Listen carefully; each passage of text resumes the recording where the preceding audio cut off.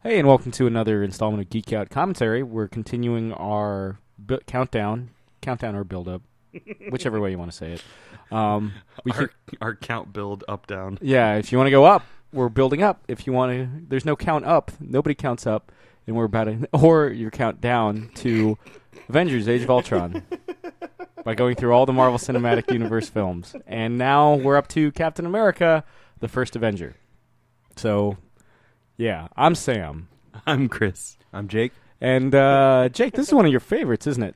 Oh yeah, totally. Totally. I am. I appreciate this film, and I didn't have huge expectations going into this one, honestly. Although out of all the characters we've just seen so far, this is probably the one I've read the most, which isn't a lot. I do like Marvel. Like, we'll get to some characters that I actually have read more of. Trust me.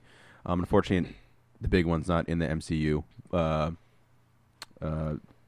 it's a bummer. Anyway, but yeah, Captain America, I left the theater and I was really pleasantly surprised at how I thought this movie was really clever. And it's not only because the director also directed The Rocketeer, which I think was a huge thing because you watch that movie as a period piece.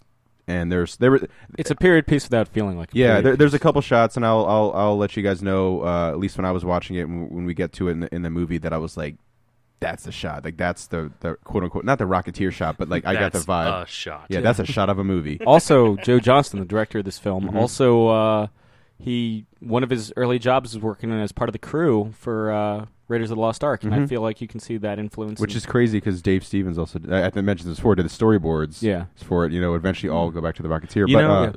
That's funny because I definitely had gotten a Raiders of the Lost Ark vibe from it, and I had no idea that he had worked on that. Yeah. So that is a factual statement. Outside of just the fact of it's the same director as one of my all-time favorite movies ever, I think it's really clever with introducing a superhero into the world. The way they deal with the propaganda, turning him into a comic book in the movie, wearing the felt suit. You know what I mean? Like classic suit. It was so clever with how they dealt with it, and then him having to earn the respect of the soldiers and become, quote unquote, not just a propaganda machine, but become Captain America. Definitely. And I thought it was so clever that way. And I was kind of not shocked, but I was kind of like, oh well, like, what I would say to a lot of people, like, my favorite Phase 1 movies is probably still the first Captain America movie, and not a lot of people that I talk to really seem to like this movie that much. Like, it seems to be their weakest of the Phase 1. Well, I feel like and Chris, would you say this is now, is this your least favorite of the Phase 1s? Okay, I'm just making that up. No, yeah.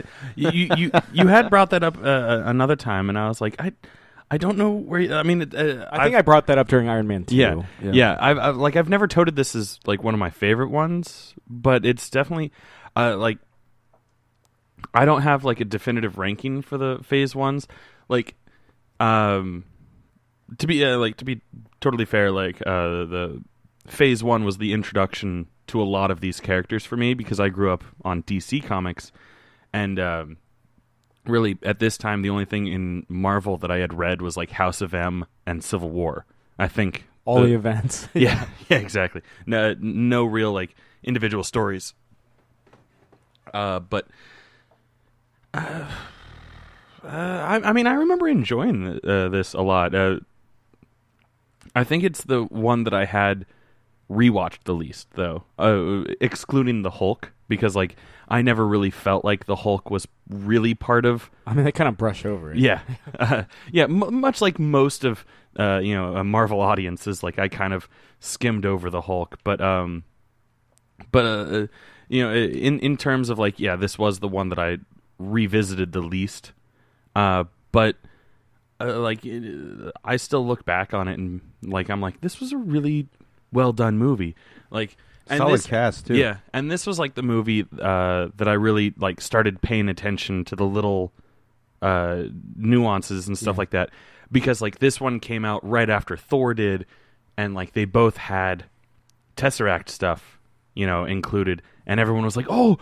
The Tesseract, that's the thing from the scene at the end of Thor. Yeah, they're the two that probably correlate the most. Yeah, exactly. Up until that point. So this was the one that really opened up my eyes to like, oh no, they're collaborating on all these movies. They're not just, they're not just like plugging the other movies like at the end of Iron Man 2 where it was just like, oh look, Mjolnir. Yeah. Like a setup. Yeah. Yeah. But like this one was actually like, oh no, they you're supposed to watch them, back to back. Yeah. Complimentary. Yeah. But yeah. So without much further ado, Chris, cue us up. All right, so we are watching the standard def DVD release of Captain America. You should be fine watching it on your Blu-rays or your digital videos or whatever.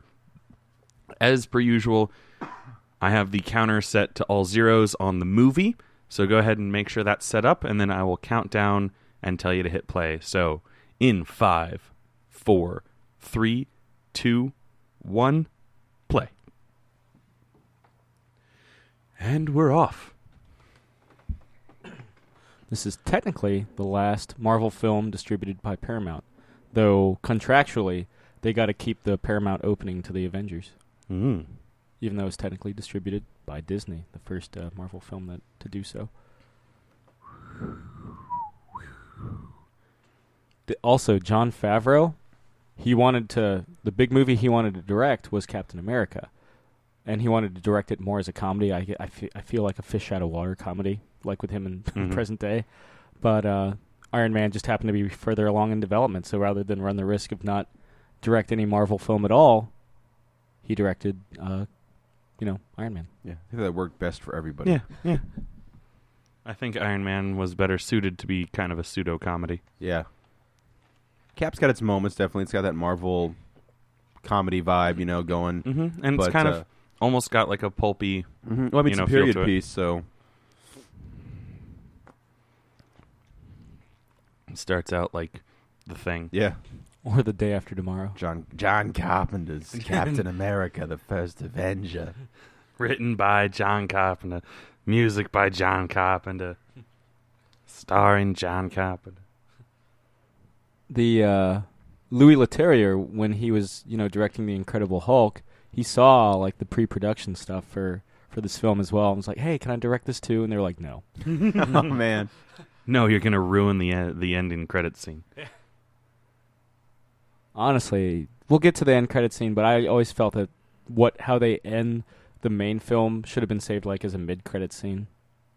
We'll get to it. I'll point out where the divide should happen. Yeah, no, I think I know exactly what you're talking about, and I agree.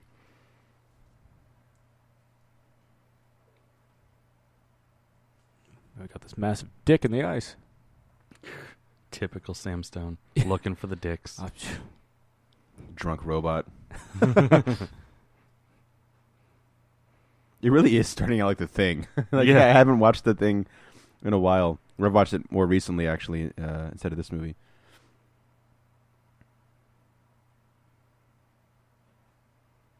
And Chris Evans, if I remember, really apprehensive about taking the role of Captain America. He rejected it 3 times. Because he had been, Johnny Storm, which was, I think, the best part of the Fantastic Four movies. Yeah, absolutely. It's been Casey Jones in the animated TMNT movie. Oh, was he? Mm-hmm. He was the voice for it? Yep. Nice. It's one of the evil ex-boyfriends in Scott Pilgrim vs. the World. Yeah. He's also in one of my Losers favorite roles too, right? Which is a comic. Yes. Oh. So he's been all over the place, man. Yeah. Yeah. And another thing is he was worried that because to take this role he had to sign a 6-picture contract. Mm-hmm. 3 Cap and 3 Avengers.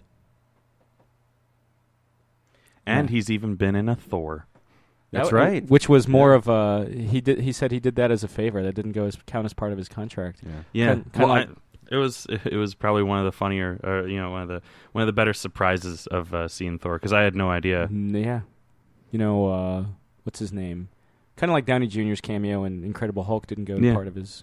Mm-hmm.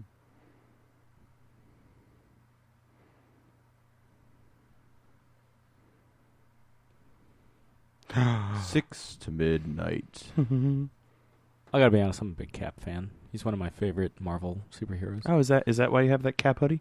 Yeah. So why you were Cap for Halloween, right? I was.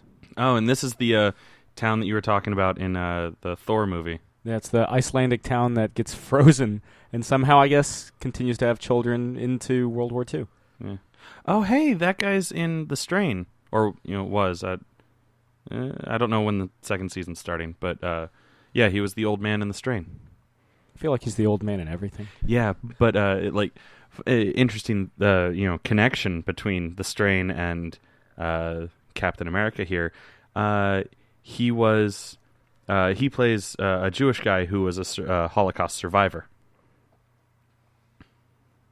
And here, he working against Nazis. Yeah. Sort and of. their super obscenely large tank. Dude, I want a car like that. I thought you were going to say you wanted the tank. Nah, who needs a tank? What am I, a Schwarzenegger? One of my favorite villains and cross-dressers in cinematic history. Hugo Weaving. Because he was in the Priscilla, Queen of the Desert. Very clear, Raiders of the Lost Ark and Rocketeer influences here. Yeah, Hugo Weaving's very Lon Chaney to me with his... He said he based his accent off Werner Herzog, actually. Oh, yeah, it sounds exactly like... But, just with the different accents, masks, makeup that he's done, him and Doug Jones. I mean, Doug Jones is like the man. Oh, hey, take a shot. We've referenced Doug Jones. That's right. I'm going to tweet him. Let him know. Yeah. He's one of those guys that'll always favorite or tweet That's back. right. Yeah. Let him, I've sent him so many messages it's his choice. I'm like, you need to be Judge Death in a Judge Dredd movie. He'd be perfect. I remember saying that they should do a remake, like a more or less a shot-for-shot remake of RoboCop, but have Doug Jones play the Dick Jones character, but let him just keep his name Doug Jones, and so the scene, just so we can have a scene where someone's yelling, "I work for Doug Jones." He favorited that tweet too. Of course, if you've seen Thor, where me and Chris butted heads, Yeah. That's the Tesseract from the end credits scene. Well, not that. Not that. That's just a trinket that doesn't fuel. That's like in that Nazi Dragon Hugo Ball Weaving. episode where they think they have a Dragon Ball and then it breaks, and the guy's like, "Dragon Balls don't break, you dick." And then shoots him. Yeah. So that's probably the first time I've ever referenced to Dragon Ball, not Dragon Ball Z, Nope. but Dragon Ball, Not GT, thank God. which I've actually been quite enjoying. It's quite goofy and fun. It gets heavy. There's some heavy shit. You see the moon explode. Yeah. You see Goku's penis more times than I've seen my own. more times than I've seen my own. And that's a lot. I know, God. I have a feeling once Goku becomes like adult Goku, I'm not gonna like him as much. I love like little tiny Goku and Krillin. Yeah. I'm gonna be bummed when they get older. I mean, the tone changes. Yeah. And there's, of course, the world tree that they also reference in Thor. Cool gloves. I always like the perfectly fitted gloves they have. Yeah. Mm-hmm. I remember in Phantom of the Opera that was a huge thing for Gerard Butler. Like, If you look closely, you can see like the borders where Hugo Weaving is wearing a fake face, allegedly. Oh, they even added that into his makeup on his real face. mm-hmm. Yeah. Nice. Like you'll see him adjust his face periodically. Mm-hmm. Yeah. There's some really creepy stuff with that later on with like the eye and stuff.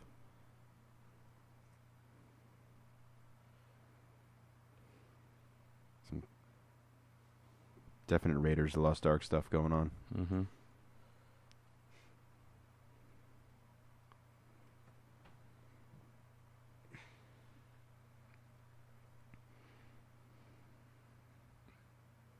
Okay, so he's not a Holocaust survivor in this movie. He doesn't. There's That's nice little foreshadowing there. Mm-hmm. Which bridge is that again?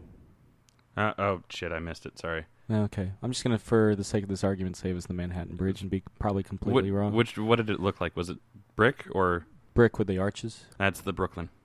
So Sorry, I was completely wrong. I was looking down at my phone for like 2 seconds. Yeah. Right when you needed me. When I needed you most. Which is a slightly different origin than the comics. In the comics, his dad was an alcoholic, which is why he's pissed off by Iron Man's alcoholism. I mean, it's basically mustard gas. Yeah.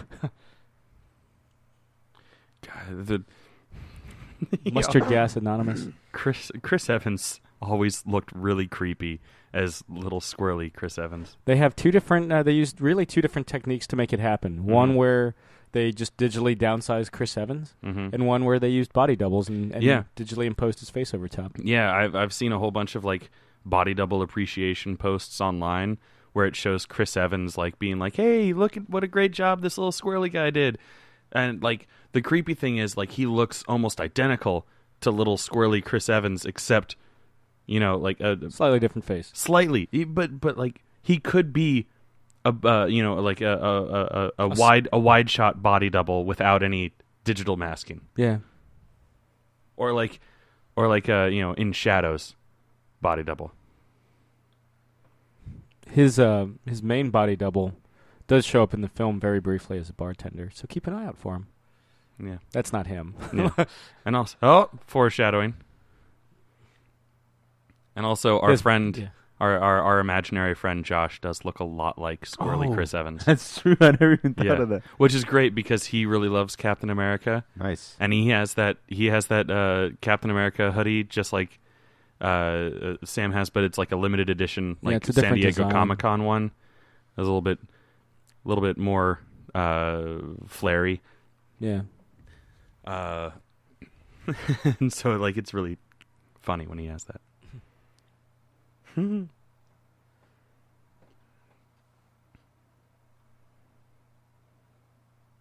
Paramus. The Paramus Holiday Inn that I've been to Paramus. I've been to their mall. I'm just saying the Paramus Holiday Inn is where the woman at the beginning of Ghostbusters 2 finds out the end of the world is going to be Valentine's Day 2016. There you go. Or it might have been a room on the ship made to look like a room in the Paramus Holiday Inn. I can't be sure. I love those old army uniforms, World War II style. Yeah.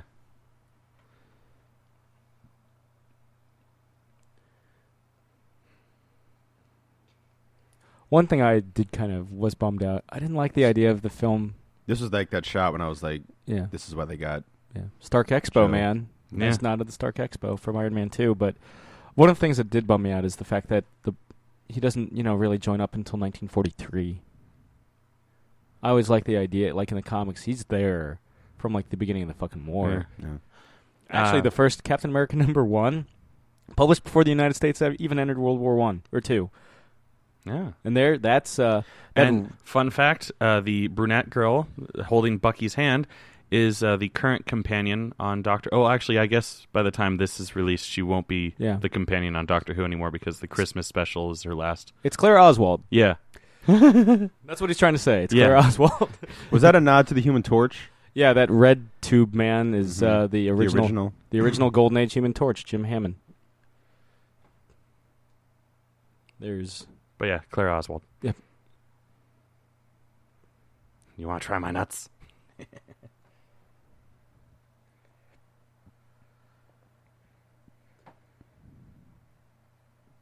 I feel like they capitalize on this in the first episode of Agents of S.H.I.E.L.D.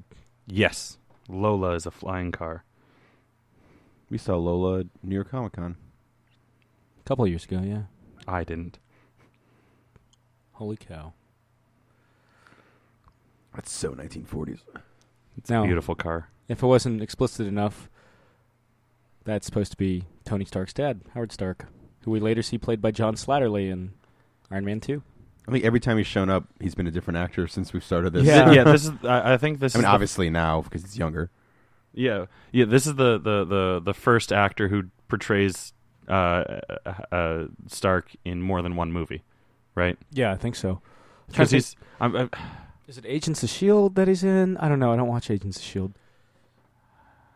I can't even remember. Yeah. Oh. It's all right. I have the opposite problem. It would have just been my neck. Your neck joins the army. Yeah. Not the rest of you. Private neck.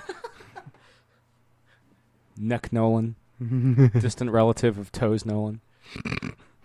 Very distant. About 6.5 feet distance. One of the big reasons that Stanley Tucci took the role as Dr. Erskine is because he wanted to play a character that used a German accent. That's For once. That fucking simple.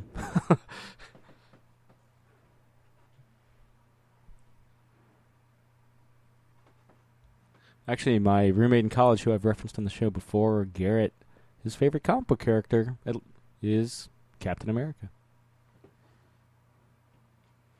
Now, is this the same actor who plays Bucky in Cap 2? Mm-hmm. Okay. Sebastian Stan from Gossip Girl. See you, Bucky. Go have a threesome with those 2 chicks. Yeah. With the long hair and the heavy makeup, I couldn't remember if it was the same actor. Yeah, they signed him for like a 7-picture contract for this. Jesus. Yeah. So he's going to show up in the later Marvel films. Yeah, I wonder if he'll be... I'm sure he'll be in Cap 3. Certainly Civil War. Yeah. I hope he's in at least one of the upcoming Avengers movies. I feel like Infinity War is going to be all hands on deck, TV and movies, which I love. They might even try to get Spider-Man. Post-credit scene is when they're going to be busting out Inhuman stuff, because then it's going to be leading into Inhumans. Yeah, because that's the next release after Infinity War Part 1.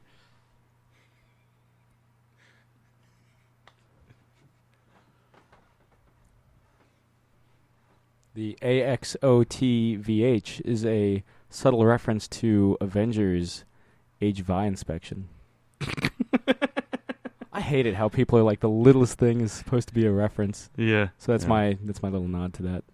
That MP becomes... I was about to say something about the MP. That stands for Marvel Prostate. And now he's about to receive his exam. What? Now talk like Stan Lee. Here's a question, and I'm sure all our listeners want to know. You guys ever have a prostate exam? I have not. The fact that I can't remember... I've not had to have my prostate checked, but I have had similar exams just because When you say similar exams, do you mean fingers in the anus? Yes. I had a very specific problem back in my early teens that needed that kind of examination, which has since been taken care of. And this has now become the most embarrassing podcast that we've ever done. You could have just said no. Yeah, you could have. I'm sorry. I have this thing called integrity. I have to be honest. You could have just said yes. I could have Yeah, said that's true. I could have said no comment. I could have said I plead the fifth. But I thought that it would make interesting commentary. Like I said, our listeners want to know. Yeah. I know, right?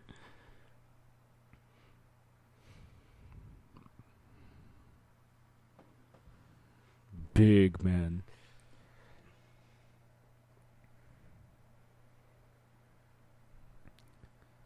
I remember wasn't there a comic where Captain America fights steroids and the use of steroids? Yeah, where it's because- like, How you're ironic. the product of fucking steroids. Well, that was a story written to kind of in response to that, because of everyone starting to juice in the 80s.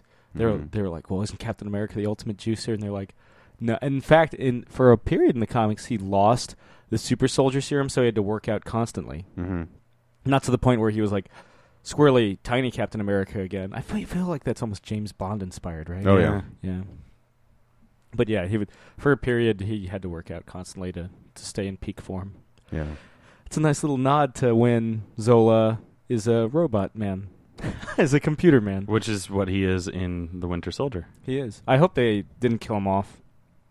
I feel like they wrote him like they killed him off, though. Yeah. But That was like my nothing's least favorite part of ever that whole movie. Nothing's ever truly deleted when you delete it off of a computer.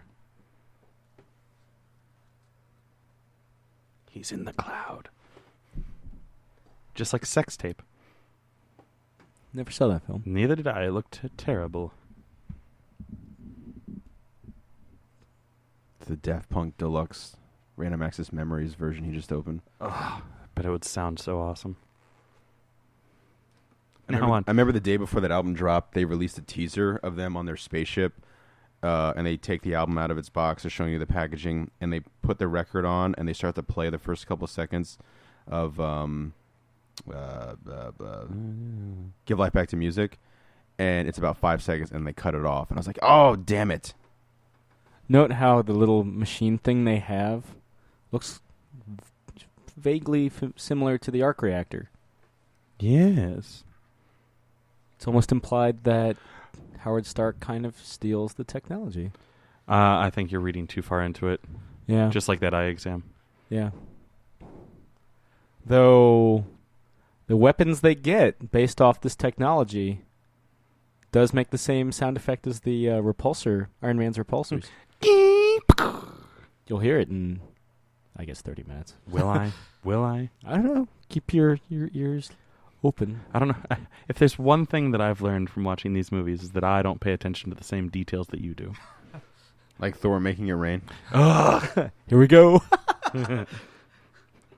I will say it was funny talking to Josh about that later, and then him going even further than I was and saying that he couldn't even conjure rain when he does have Thor's powers. Yeah, even though And I was like, oh, calm down there, Turbo. You've seen, Thor: The Dark World, where he clearly manipulates the rain. Does he? Does he? Or is it just heavily implied? We'll get there.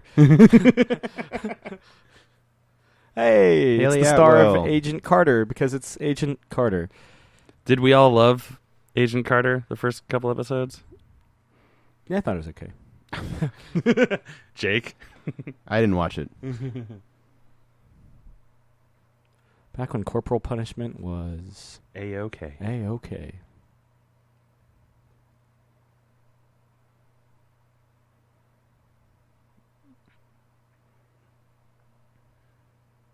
Ah, Krusty McCrusterson. Hey, that guy hates Jim Carrey. Yeah, and his buffoonery. I'm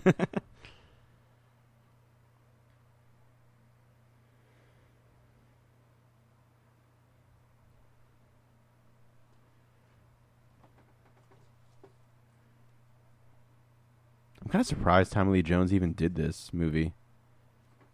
You know? I feel like it was like kind of, for him, it was a made-to-order performance. Yeah. Probably one of his grandkids or somebody was like, hey, I don't give a shit about anything you're in, but you're in a Marvel movie. That's awesome.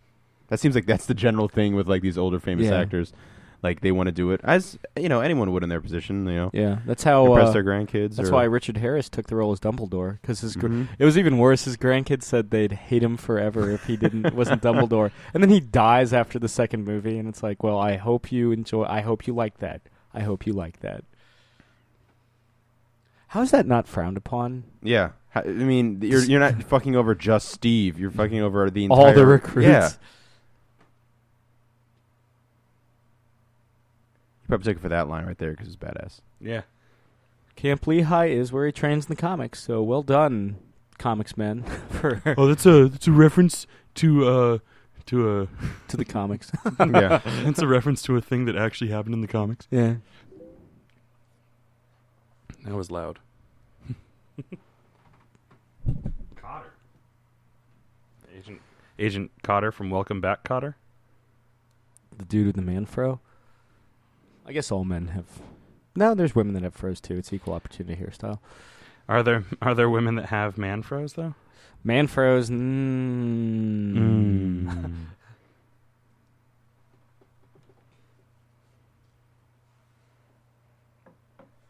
Look at how sweaty he is.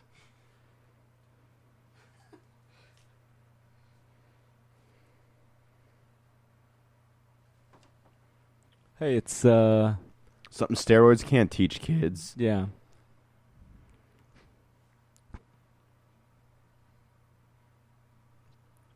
It's like the most important superpower he has is his mind.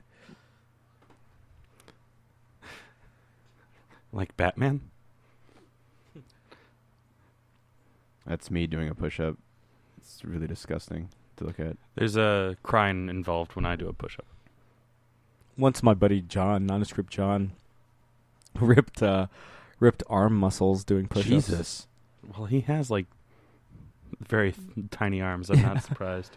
One thing that I've noticed already, just with Tommy Lee Jones, and I'm not picky with like a lot of things, but for some reason, maybe just growing up in a military family, there's more of a joke, but it's something called your gig line, where the top of your pants line up with the bottom of your shirt and forms a perfect line going up and down. My dad would teach me that. Yeah, too. and so many people in military movies, it's so off. And if you're ever gonna have a gig line look perfect, it better be when you're in a military movie dressed up as someone in the military.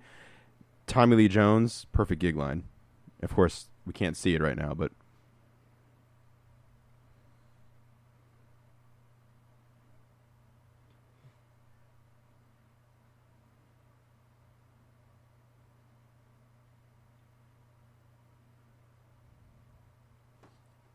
I like how they have a guy say dummy grenade as if we didn't fucking know. yeah.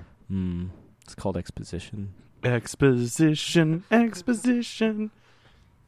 See, now that was a well executed. Like had he not had that line, "It's a dummy grenade," it was a well executed visual gag. Yeah. Unlike Thor putting a jacket on a girl and that meaning that he can conjure rain. Oh, are we doing this? Because I'll do this. Because neither of us accepted defeat. Yeah. We'll never. We'll have to get Kenneth Branagh on the phone. Yeah. Like I said, check the script. If you care that much. Yeah. Neither of us do, really. No. Oh, we're going to drink schnapps. Because it really makes no difference to me whether or not he can conjure the rain. Makes no difference to me. I'm just complaining whether or not it was actually implied. Yeah. Schnapps. We're drinking schnapps. Ugh. What are they, college girls? Yes. Especially Dr. Erskine. He looks like one. He's married to Emily Blunt's sister. Who is a college girl? Oh, God. He plays a great creeper in The Lovely Bones. Yeah, got nominated for an Oscar for it. Mark Wahlberg's dead. Supposed to be Ryan Gosling, and it turned out not well for, I guess, creative differences. It's always creative differences. It was Peter Jackson who did that movie, right? It was, yeah. Yeah. The Forgotten Jackson film. Yeah. Multiple an army of Hugo Weavings. Yeah. So, The Matrix Revolutions? Yeah, or Reloaded. They show up in both.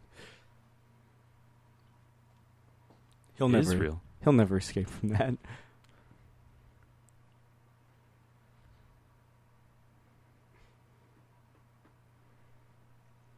He's really also good in the film V for Vendetta. The Devil Wears Prada. Well, I'm sorry, I'm talking about Tucci. Oh. No, yeah, V for Vendetta is my favorite. Hugo Weaving was great in The Devil Hugo Wears Prada. Weaving played Anne Hathaway in The Devil Wears Prada. Oh man, he should have won the Oscar for that. Mm-hmm. Him and V for Vendetta is where it's at. Yeah. I like Agent Smith too. Yeah. His glasses are mad crooked. Right? They're like John Lennon glasses. They are, yeah.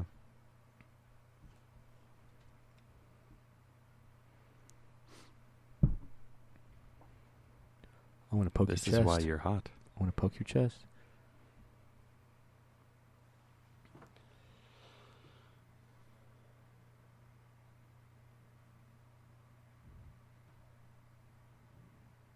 He's like, I got to get up at like 5 a.m., so let's just drink this schnapps and go to sleep.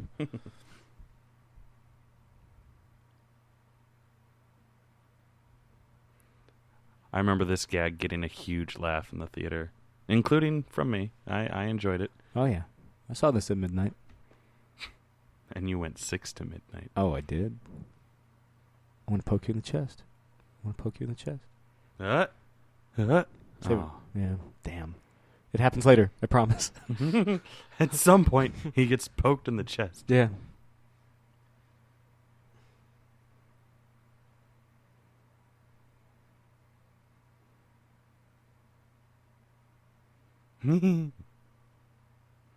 That's so Tucci. That's so Tucci. That's so Tucci. Now on Disney. Disney XD. I love that so Raven. I love the karaoke singer Raven. It's a deep cut. To our personal lives. Love how that guy just hates life. He's like, I have to draw this fucking skeleton man. Look at all the red. You see what I have to work with here. It'd be great. I want to make it. I want to make an 89 reference in every movie, and I probably have somewhere. They have Someone no life. Supercut. Yeah.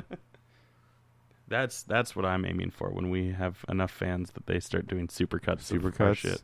I feel like we've brought that up before too. Do a supercut of all the times I mention that.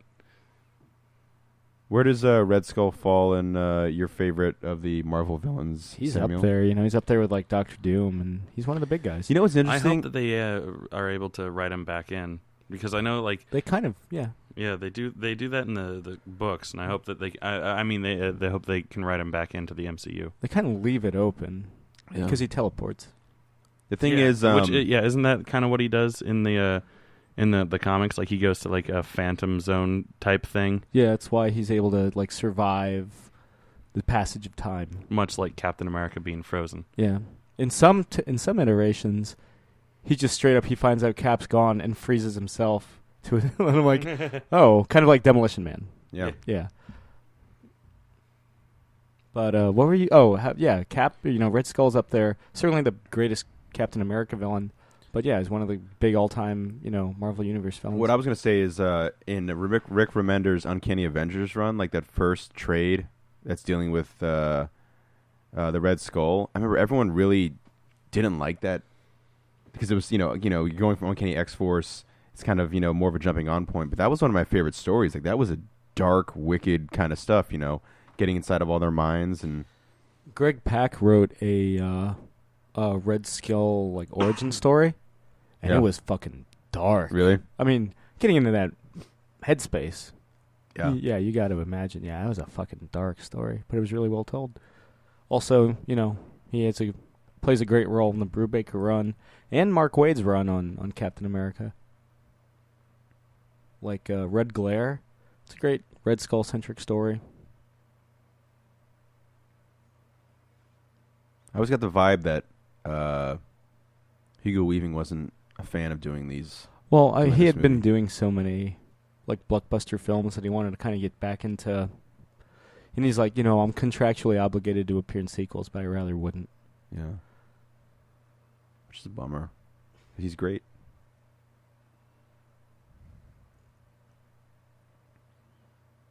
I always liked wearing the tie on the inside of your shirt like that. I don't. Just doesn't get in the way.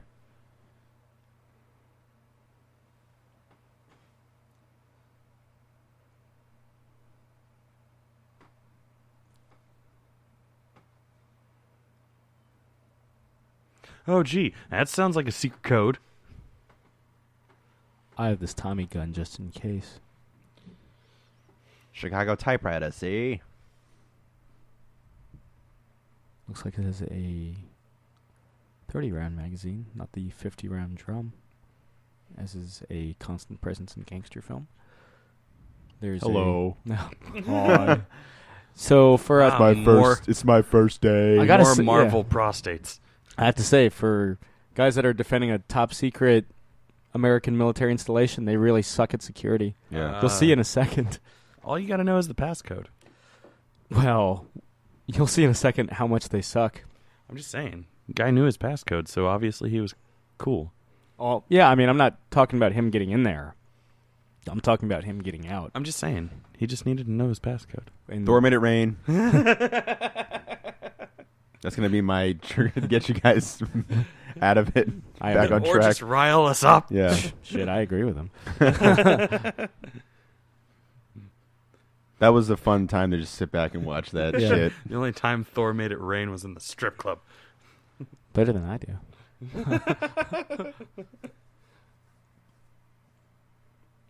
Why the fuck am I in Brooklyn? The Dodgers are still here. Well, that's there you go. Fucking hipsters everywhere. Hey, it's the guy that plays Thorin Oakenshield in the Hobbit It's movies. fucking Clark Kent. Nazi Clark Kent. Yeah. Which is just But yeah, Thorin Oakenshield. Thor and Oakenshield? Yes. Yes. He gets tons of money. I always thought he would be a good Bruce Wayne. Like, you see pictures of him when he's not made up like a Nazi Clark Kent or a King of Dwarves, and you're like, oh, that guy could maybe be Bruce Wayne. He's like, I'm really drunk, and I'm about to do this procedure on you, so you may die. How are our levels, Mr. Stark? I love it's a fine. Oh, thanks. Yes, sir. Oh, look at that body. Oh. Oh, God. Creeper Howard Stark Yeah. face. Girl, look at that body. Work out. With super soldier serum. Yeah, I don't know why they didn't think that. They're wondering why. Don't do that to a microphone. Yeah. It's bad for the diaphragm. The, He gives no fucks. He's changing the world. yeah, but so Tim Roth's character in The Incredible Hulk, Emil Blonsky, has like the adverse reaction to the super soldier serum because he gets dosed with Vita Rays too here, It's not just the super soldier serum. It's the thing that everyone forgets. Complete cellular change, man.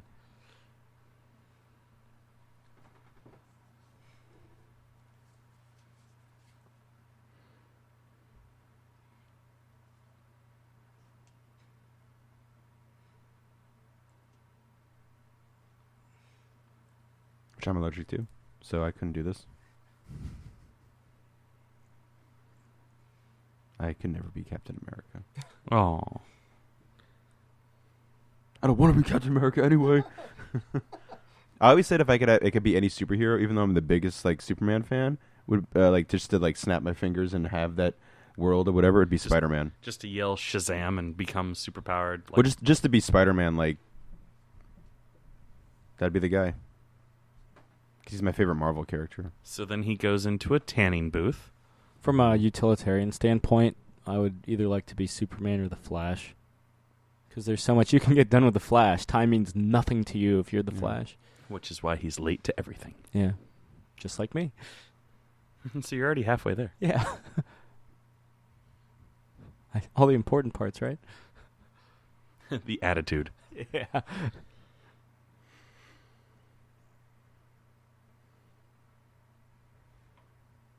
Playing Galaga. Not until Avengers. He's that good. At He what invents does. He invents Galaga. Galaga while he's doing this. Actually, to be totally honest, that was like one of my least favorite parts of Avengers. That line always cracks me up. The line, Tommy Jones is like light. Oh, the line is fine. I just don't like the way that it's executed visually. The Galaga gag.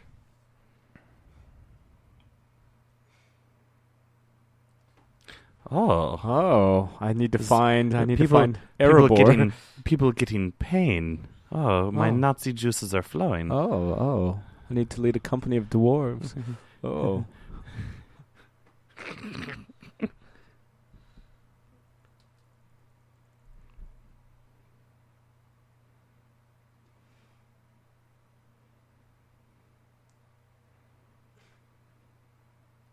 %, Vita.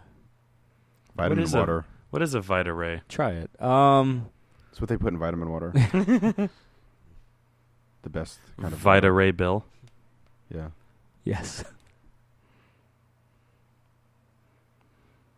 That's why he's able to pick up Thor's hammer.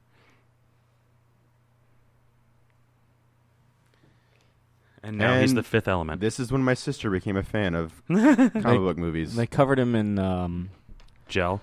yeah, what's that Vaseline. Ah. Ugh. Ugh. It's what they rubbed over top of his body. And Sam instantly became jealous of people on the set. Yeah. The He just slips out of their hands. yeah. Haley Atwell like touching his chest here was not directed. It was just she wanted to touch his chest. As anyone in their right mind would. Yep. Yeah. That's such a good shot. Everyone just wants to poke his chest. Yeah. I'm telling you, Marvel and DC, forget their competition and like, budget and, gross and everything. They're just trying to outdo each other with shirtless scenes. I'm telling you, man. And in my opinion, Henry Cavill wins. Because the hair. There's no smoking in here. Yeah.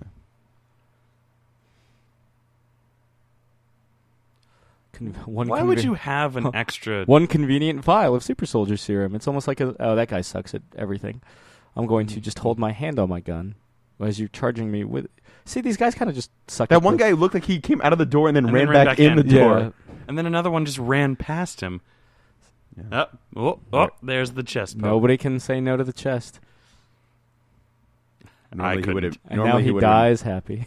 Normally would have been poking his forehead, but Couldn't make it post that far. super serum. Where's your umbrella now?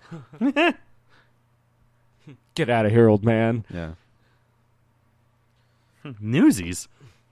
Look at me. I'm the king of New York. I remember also like seeing this.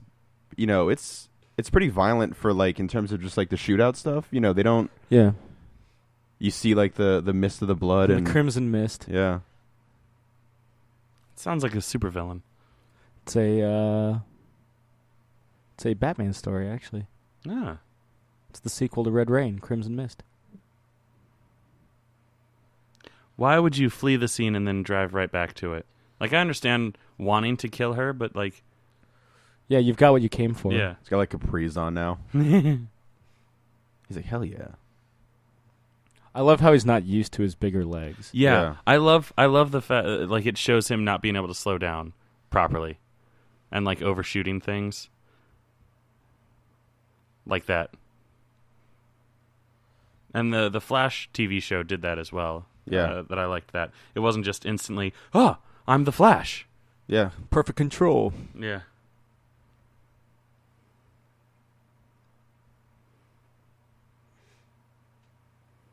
I love the look of this whole scene. Yeah. Yeah. Like, it kind of looks fake. Yeah, I actually love that stuff. Yeah. Like, when on a it's set when it's like that. yeah, when it's well used, like in this case. Yeah, it feels like a Like I don't know, I this just love it. could be the Rocketeer. and seriously. it would be fine. Yeah.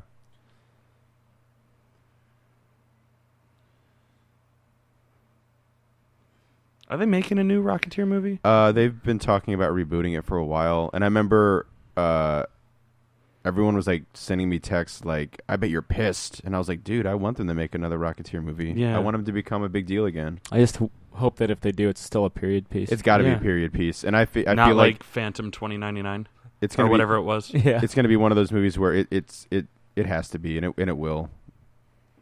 Like, you know, Like, just bring the director back to do it again. Yeah. Like, he's shown that he can do. Oh, More 6 foreshadowing. to Midnight. Also, make Billy Campbell Peavy. That'd be a great little homage. The original Rocketeer. Kind of like what they did with the Flash. TV Yeah, show. I think that'd be great. I mean, Billy Campbell's still really proud of it, as you should be. What are those big balls? Big balls. Fantastic balls. Yeah. Sam Stone's cameo. He's got the biggest balls of them all. Yeah. I love Ginger! this. I love this that he throws a kid in the lake and Yeah. Cap's like, "Oh, I gotta go save him." And he's like, "I can swim." Yeah, that's classic. It's just like, oh, well, okay. Man, this guy can control everything with this fucking lighter. Zippos, man. It's a superior. It's German engineering. This is his German engineering. Take a shot for another one of Chris's terrible accents. Just be drunk. My accents will be fine if you're drunk. Yeah. Yeah. Everything we do is better when you're intoxicated. Yeah. One of my dad's many suggestions on how to improve the show, as he has now started to do, that he listens to our show. He's like, maybe you guys should have like a pint before you start the show. You know, a pint or two. I would be pro that. So would I. St. Patty's Day episode. Yeah. I mean, yeah, I wouldn't be against that either, to be totally honest. Oh, this scene. Now I gotta go off and lead a troop of dwarves. Find me, Erebor. Oh, Golly gee, Run, you Hydra. fools! Even though that was a different character. That was just a really long way of getting him in a wet T-shirt. Yeah. Ladies, gentlemen. You're welcome, Sam. I mean, don't get me wrong, I can appreciate that too. Oh, it just yeah. doesn't get my noodle it's going. Chris Evans doesn't get your noodle going. the super skinny Nazi on the left is the big henchman in Quantum of Solace. The big henchman in Little China.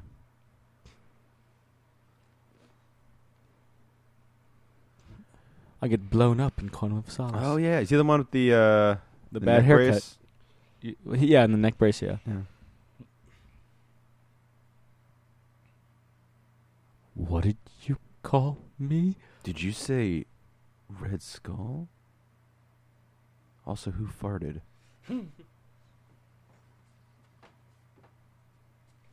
Let's broaden our minds. Lawrence. That's two. Body man. That's two.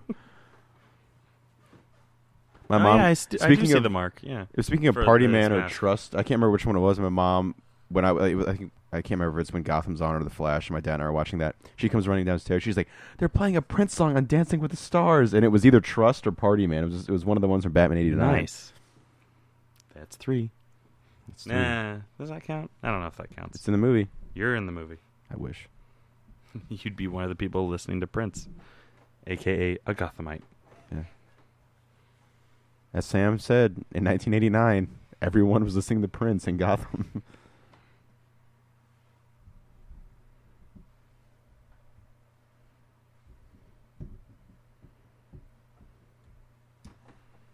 Mein Gott, Berlin is on this list. I'm gonna cuss you out even though you're clearly aiming a laser weapon at me.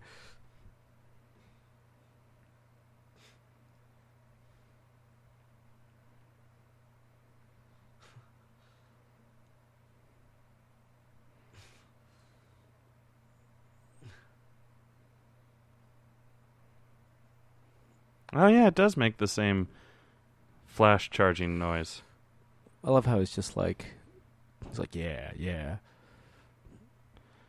Looks like he has to fix the aiming because he definitely fired off like 5 shots Yeah. to get 3 guys with his shrink ray. Get it? Because it looks like the shrink ray from Honey, I Shrunk the Kids. Or the worst organization salute ever. Right?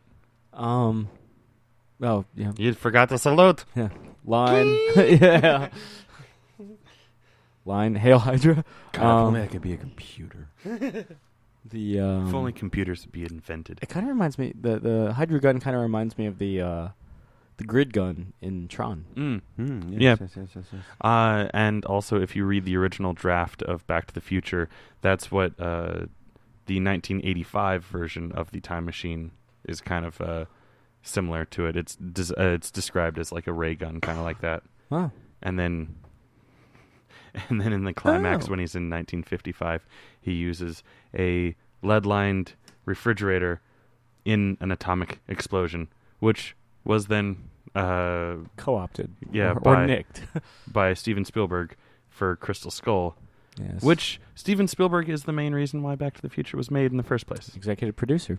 Yeah, and also like, I mean, I'll talk about it when we get around to. Yeah. It's on the Back to the docket, guys. Don't worry, all your Back to the Future trivia needs And more. yeah, mostly more. The USSR. The Strategic Science Reserve, which is a precursor to SHIELD, kind of like how the OSS was a World War II precursor to the CIA.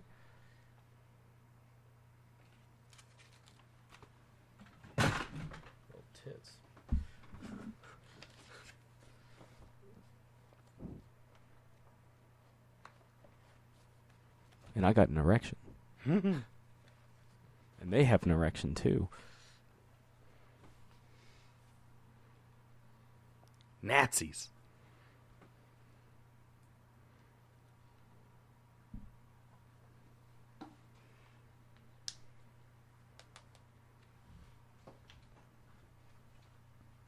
Propaganda.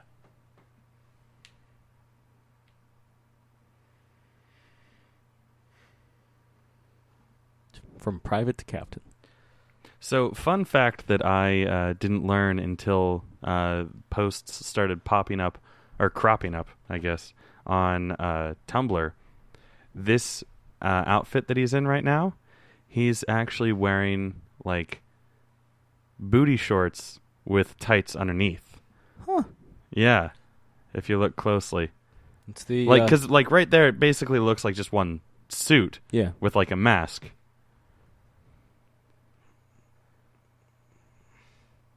This is, I guess, But this is probably like a great montage. I think this is probably one of the best montages in the Marvel movies. Like I just love how this works. Yeah, but this is when I really was like, okay, this movie's different. This movie's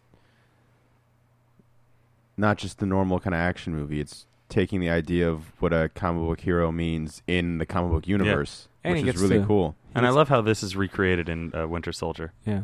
or even kind of later on in the movie too. Yeah, I mean, it's straight up like you Yeah. can see the French guy, and there's, of course, the African-American and soldier. Bucky. Yeah. Like there was a Bucky lookalike. But yeah, that's the classic Captain America. You know, wingtips and all. Yep. Yeah. Actually, it doesn't look bad. Yeah. Yeah, pretty cool. Not bad, not bad. But yeah, you have to look really close to see that he's wearing like little booty shorts. Like I think one of the shots where he's like punching Hitler is like when you can see it the most clearly. Yeah. I'm glad that I was able to bring up a fact that you guys didn't know. Well, every now and again. Fun fact. Yeah. You know what they say about blue moons? They're blue. Yeah. Blue moon. Of course, this is a reference. Because in the first issue of Captain America, he punches the shit out of Hitler. Yep.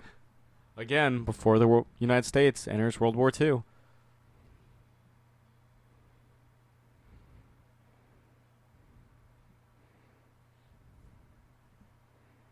And there's the comic book. There it you is, go. man. I did like how like they kind of like broke the fourth wall in that respect. Sure. You know, like and it's very effective the way that they do it because like it's totally believable that this would happen. Yeah. And I mean, And that was what they used Captain America for in real life. Yeah. You know? fun fact, Stan Lee's first comic book work is a text-only like story part or narrative in Captain America #1. Ah. New York City takes place in New York. That's my New York fact. New York Groove.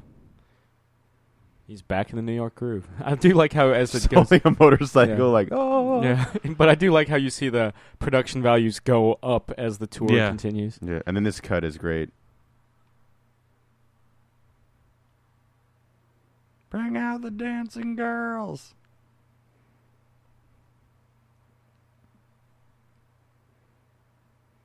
Like, there's almost a moment where you got to shake yourself up and be like, "This is a Marvel movie." You know, it did. It's it's probably the least Phase 1. You know, it takes its time and Yeah, doesn't adhere as strictly to the formula. yeah.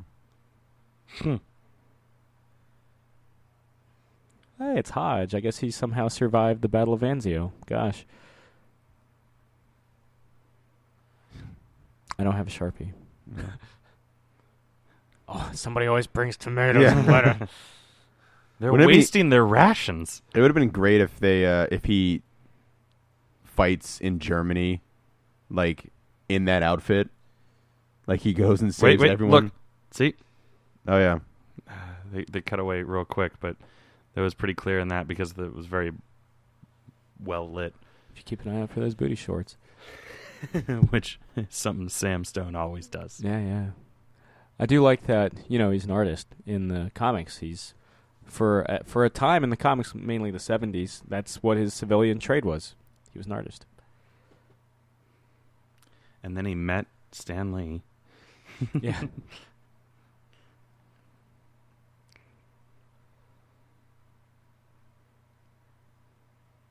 Is that fuck you I hear?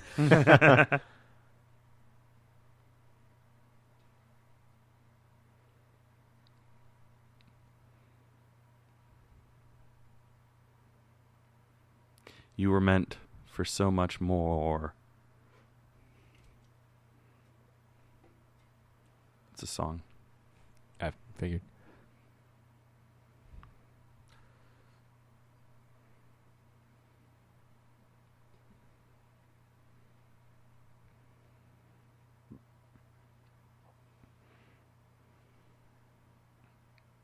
In booty shorts. Yeah. They play the theme to MASH. yeah. Wrong war. Yeah. Missed it by about 7 years.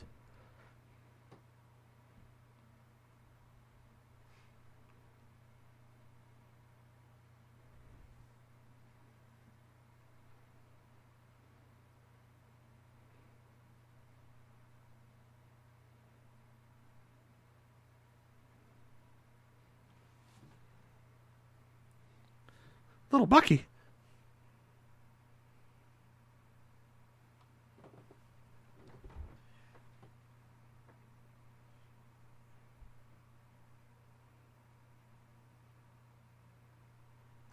That's never something you want to hear from Tommy Lee Jones.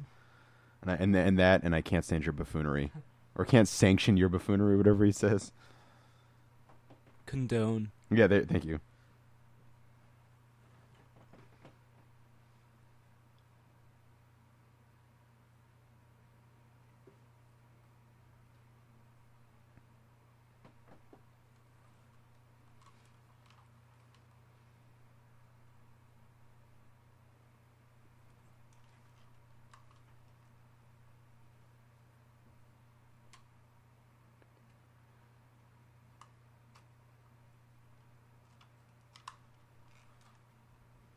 Understand this? Understand this? He's grabbing his Tommy Lee Jones.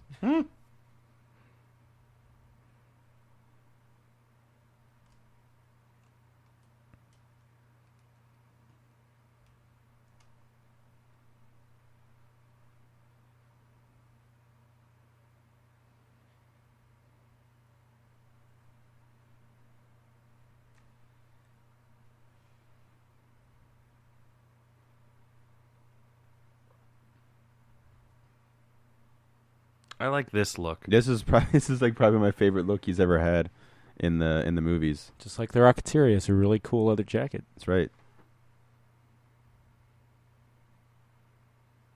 One thing this is like kind of on topic. We were talking about the Rocketeer and keeping it as a period piece. One of the reasons I'm almost positive they would is because they had to fight insanely hard to keep the helmet in the original movie because they wanted to change it. And they were like, you don't understand how that's one of the biggest parts of the Rocketeer is how famous the helmet is, which is a play on the it's homage to the King the Rocket Man, Commander Cody stuff.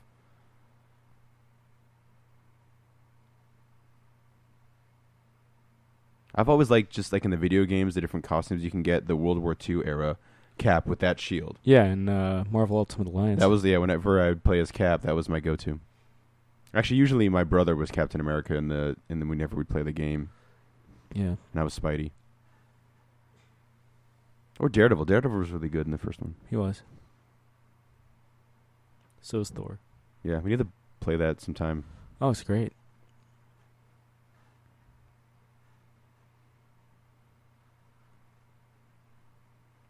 You don't even know what fondue is, do you? It's the beginning of First Blood Part 2. Do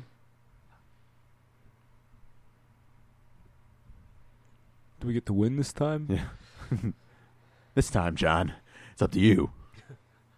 Ding, ding. Damn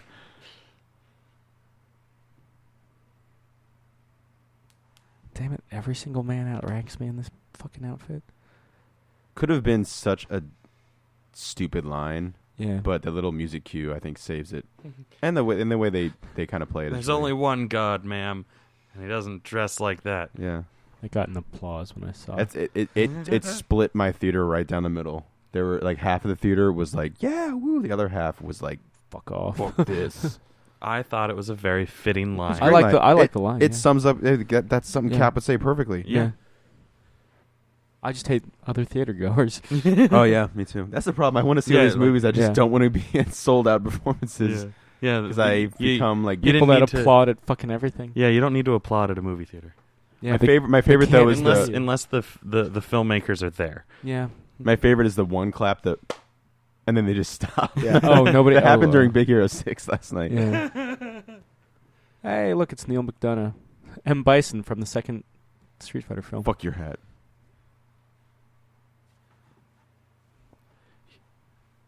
Neil McDonough really loved playing this part. Really? Campaigned for him to he's like, in the comics he exists in present day, and they were just like, well, you get to be an Agent Carter, and he's like, oh, okay, well, if that's all I can Do I get to keep my bowler cap? Yeah, I think he did get to keep his bowler cap too. Yeah, I would have. Be like, this shit's mine. Prop department's like, we're missing one bowler cap. I wonder who has it. Oddly enough, he's kept his facial hair like that too. Yeah, all these years. Fuck. Oh man, another bondage party. I like how you see the punches so vigorous that they lift the top of the canvas on the truck. Like they're dead, and then he throws their dead bodies out the back because he's obviously crushed all their bones. Yeah.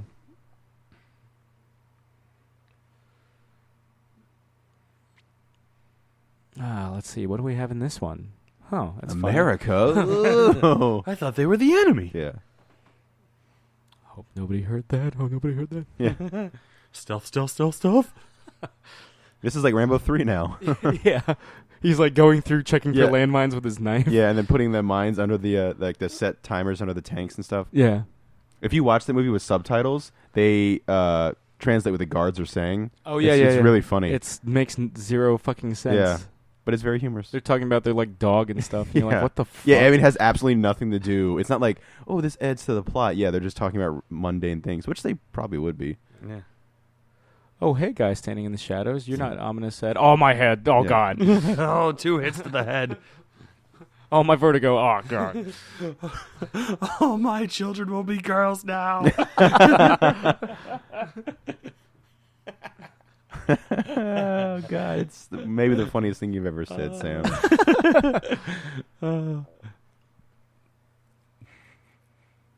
And that probably won't make sense to anybody. Nope. Until And keep it that way. Something Keep else it is that way. possibly released down the line. Yeah. Oh, look at that. Oh, this looks cool. Out of all the things on the table, that was the one. Oh, this light up USB plug. Not these like light up weapons they have. This is, I can fit this in my pocket. Pretty sure I this can is shove this up my ass. Pretty sure this is a pretty awesome level in the Captain America video game. Did you get this far? Oh yeah, no, I beat the game. I thought you said you didn't. The Green Oh, no, that Lantern- was Green Green Lantern. Lantern, My yeah. bad. Yeah. I was paying attention, I swear. His ability to beat the game is inversely proportionate to the quality of the film. Zing! Take that, Green Lantern. How mind blowing would they be? Like, okay. Also, Union Jack is in this scene. I always love that. Yeah. Yeah. Union Jack already had a line actually. Yeah. But Pat Morita, who plays, Kenneth Cho that plays Pat Morita in the fucking movie, he his audition was reading sides from Saving Private Ryan.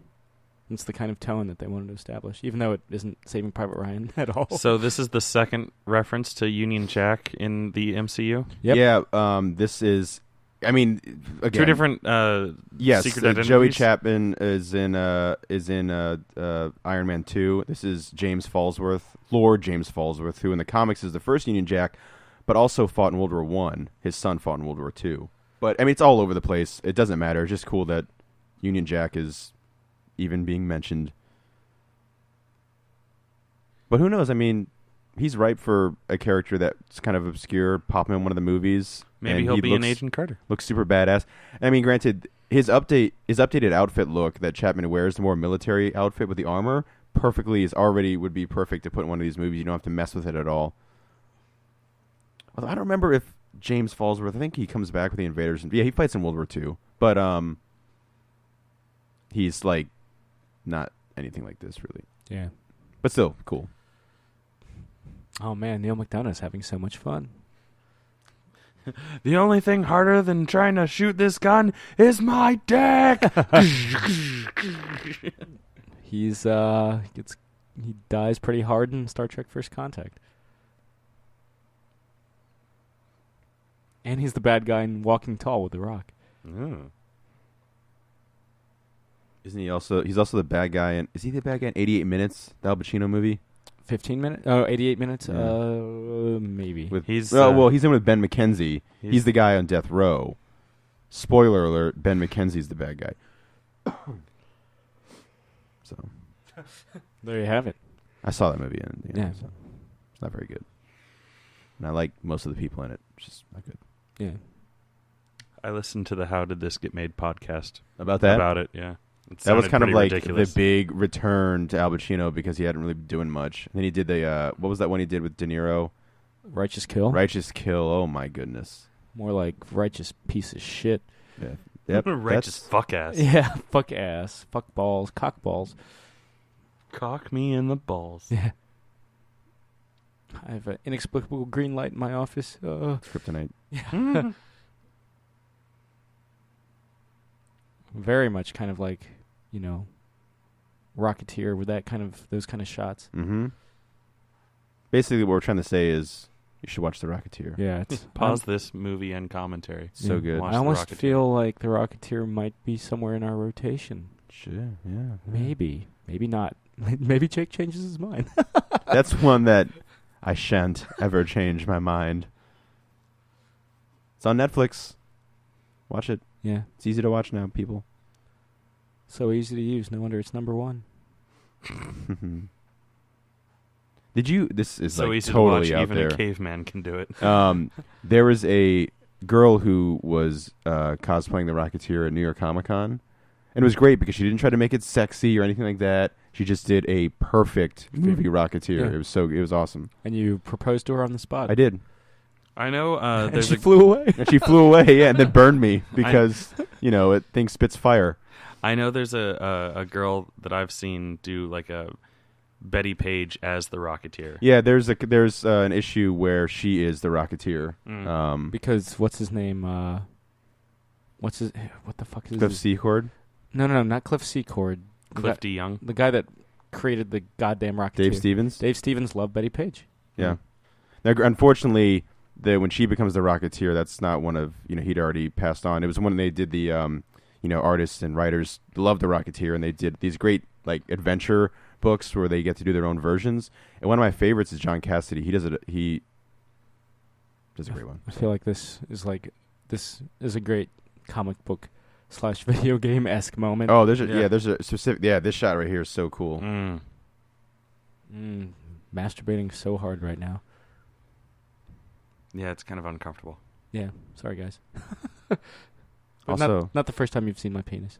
Big reveal coming up too. I love the red that's just hinting out of his eye sockets. Gross. Mm-hmm. Yeah. This is a great shot too. Mm-hmm. The rift. Yeah, the two mortal enemies. And this is just the DVD version. It still looks pretty good. Yeah. Well, it's more about the staging of the shot than the resolution. I'm wearing a fake face under my fake face.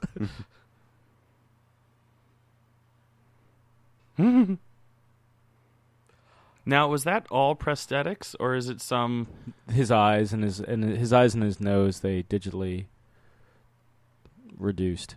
Specifically, more so his nose, but a bit in his eyes too, to make it look more sunken. Yeah. Oh yeah, they pulled like a Voldemort on his nose. Yeah. Without fear. Except for that whole wearing a mask thing. Yeah.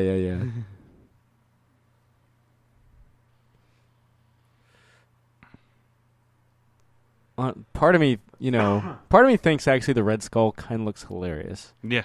Like there's kind of we get an extreme close up of Red Mask later in the film. Yeah. Oh yeah. That I always kind of crack up at. And they have the little sad violin when he says that too. Like, oh, poor Dr. Zola.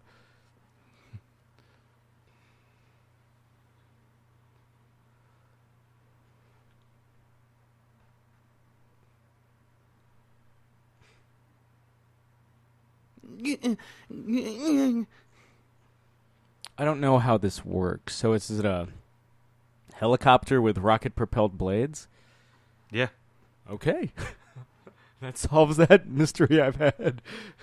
Clearly. Yep, there it is. I can't tell you whether it's efficient or actually would work in real life, but obviously it works in this universe. Yeah. Why don't I just carry you and run over? Because I'm Captain America. No, just take your time. It's okay.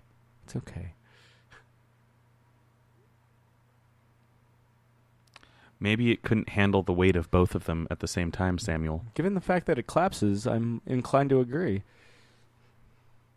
Just think, he saved Bucky from like all this torture. His life couldn't get any worse after this, like becoming a frozen popsicle and being a brainwashed assassin for the Russians. Yeah.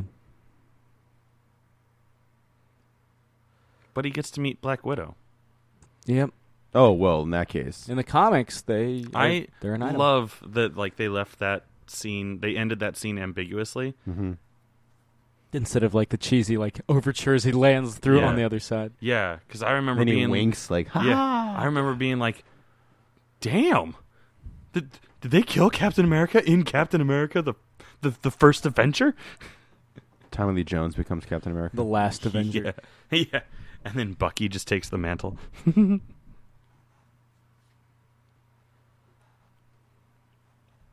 it. Much like my balls.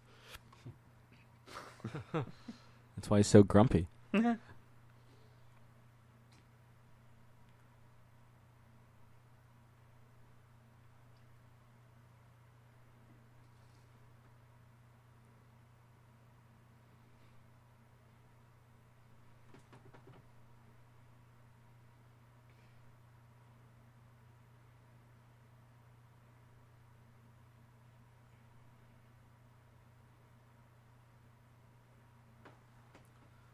What the fuck is everybody running towards? What, is Godzilla attacking? Cap vs. Godzilla. That's Cap 3. Mm-hmm. Which Godzilla, though? The fat 2014 one. Mm-hmm. Oh, hey, it's just like in the moving pictures. Yeah, straight down to placement. Jeez. Oh, shit, there's more. Oh, okay. All right. Well, the moving pictures didn't have the budget. Yeah. Hell, it didn't even have a proper background.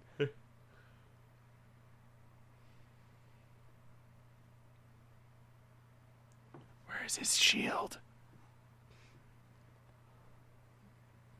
It's on his back. Is it? Is it? Yes. I mean, clearly, yes, it is. But is it? Oh, it's Hodge. He somehow survives again.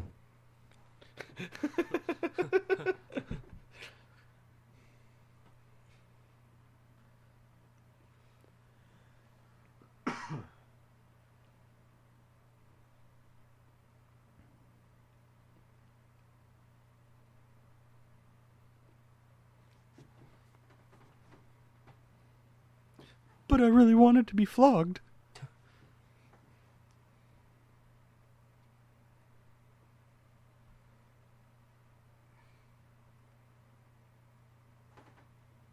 I'm going to touch your chest again. Not really, but it would be a nice nod if she did.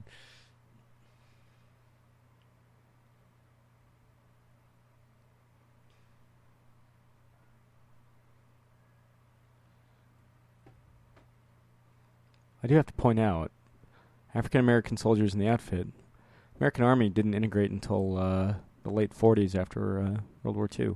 But I'll allow it. I'll allow it.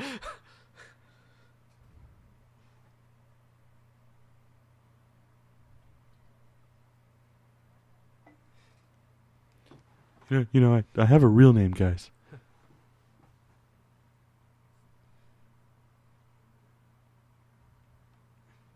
Yeah, he's everywhere. He never ages. He's just always old. So, what was the point of that scene? Like, was it literally just for Stan Lee's credit? Because, it also shows that he's no longer doing officially shows he's no longer doing promotional tours. I just think that, like, I don't know. Maybe if we heard what the guy whispered into his ear, like, it would have been like he's in the war room or something like that. Like, because it just seems like it's just a random scene that they threw into. I don't know. Yeah, I like seeing Cap in his uniform. I bet you like seeing him in his mask too. Yeah. Yeah, I do. Hey, look, it's Natalie Dormer for Game of Thrones and the Hunger Games films. And the only reason why I plan on watching the latter Hunger Games films. Yeah. But it's just cool. You get, if you know about what the certain medals are and everything, you can kind of already see the roadmap of what Cap's done,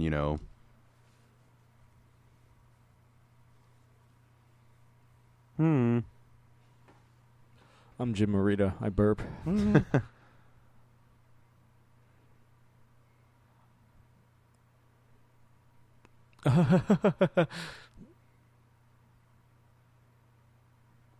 I know he said more than that. I know there was more to that, Gabe.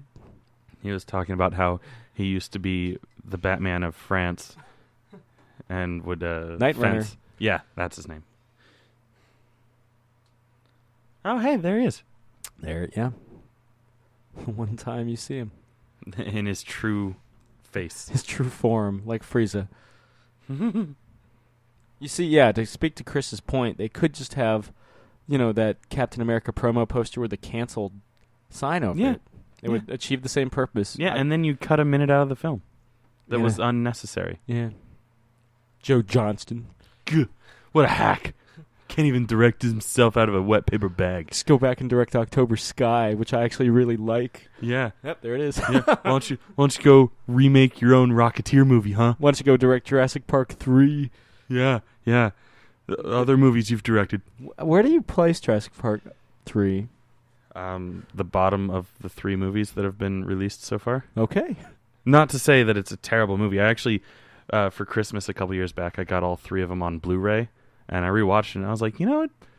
I rewatched all 3 of them, and I was like, 3 is not as bad as I remember it being. It's still the weakest, but... I've never seen it. You want to borrow it? No. Okay.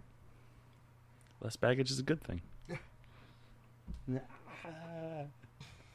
Also, it's weird. Cap's saluting with the wrong hand on that poster. He is. I mean, I guess you got the shield. It's funny. I don't know. I'm the Invisible Man. I totally hooked up with Claire Oswald, and now I can't hook up with Agent Carter. Shit.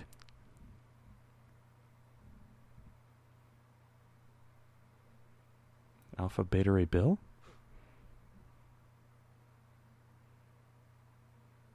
I'm looking at Joe Johnston's other films. Oh, my eyes full of glass. Oh, God. Oh. I'm blind now from that shock of light.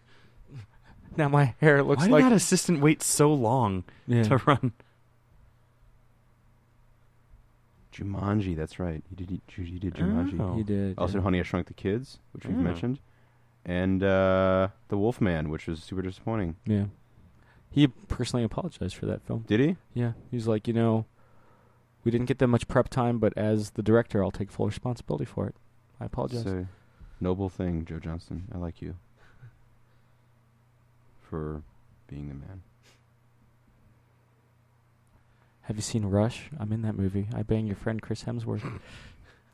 By the way, I gotta say, speaking of her in the Hunger Games, her in that undercut, Yeah. it's probably one of the best uses of that hairstyle. I'm not a fan of that hairstyle. I enjoy it, but I gotta say she's probably wearing it the best I've ever seen. Right. And now like half the girls on that cast have some variation of that haircut. If it's just like kind of like braiding it so that part of their hair just doesn't pop out like the rest of it, or actually doing the undercut like her. I love it how it's like must have been like a wet kiss because he's still like kind of like holding it up. He's like, oh, Eyes all messed up. So juicy. Yeah. It was like a pomegranate. I feel like that's the first time. I feel like that's the first time he's made out with somebody. Yeah, too. seriously, yeah. Also, real quick about Joe Johnston, just looking at some fun little things here. He provided the final designs for Yoda and Boba Fett. Yeah. Oh. Yeah, but you used it as a fondue, as a metaphor, as a euphemism for sex, as a double entendre. Yeah.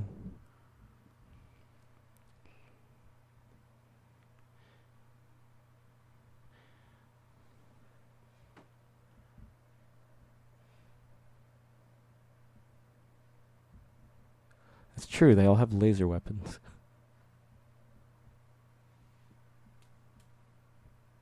I always love the idea that Captain America's armature of choice is a shield, not a sword, not a spear, because he's here to protect us, guys.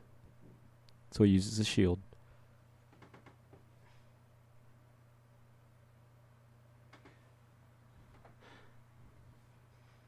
This guy playing Stark, it just reminded me that he has always like kind of seemed like an older version of Sam Levine, who was Neil in Freaks and Geeks. One of my favorites. Yeah, and he was also in Inglourious Bastards. Yeah, and a whole bunch of other movies. He is one of the Inglourious Bastards. Yeah. But I always hated when she shoots the shield. Like, it's a trailer moment, but just plot-wise, what if that shit fucked up? what She if was full of rage. She didn't give a shit. What if it failed? Or what about the ricochet? Like, what if it ricocheted? Like, I understand it vibranium absorbs the vibration, so therefore it wouldn't ricochet. It would it would just fall to the ground. Yeah, but does she know that? Yeah. Yeah. And what if it didn't work? It's a prototype. Yeah. All these made for 3D sequences in this montage. I don't remember if I saw it in 3D. I saw it. I did see it in 3D. I'm so pissed. And it was adequate in 3D, but like it wasn't anything special. And then like every light, which there are a lot of that shine right into the camera, didn't translate well to 3D. Yeah. Like the car, the headlights looked like they were popping out into the audience, but the car was, depth. So the lights didn't match up with the light sources. Like that, would have looked weird. I love how Gabe Jones is carrying a 30 cal machine gun like it's no thing. Cover your I ears, work for Gabe Jones. Good thing there was no other trucks behind it. Yes. Yeah, it was a convoy of one. Okay, seriously. Tommy Lee Jones' little look, like and she's like, didn't have a crush on him. Yeah, how the fuck did he get my picture? What a super creep. That's what's nice little nod to the Winter Soldier right there. Yep.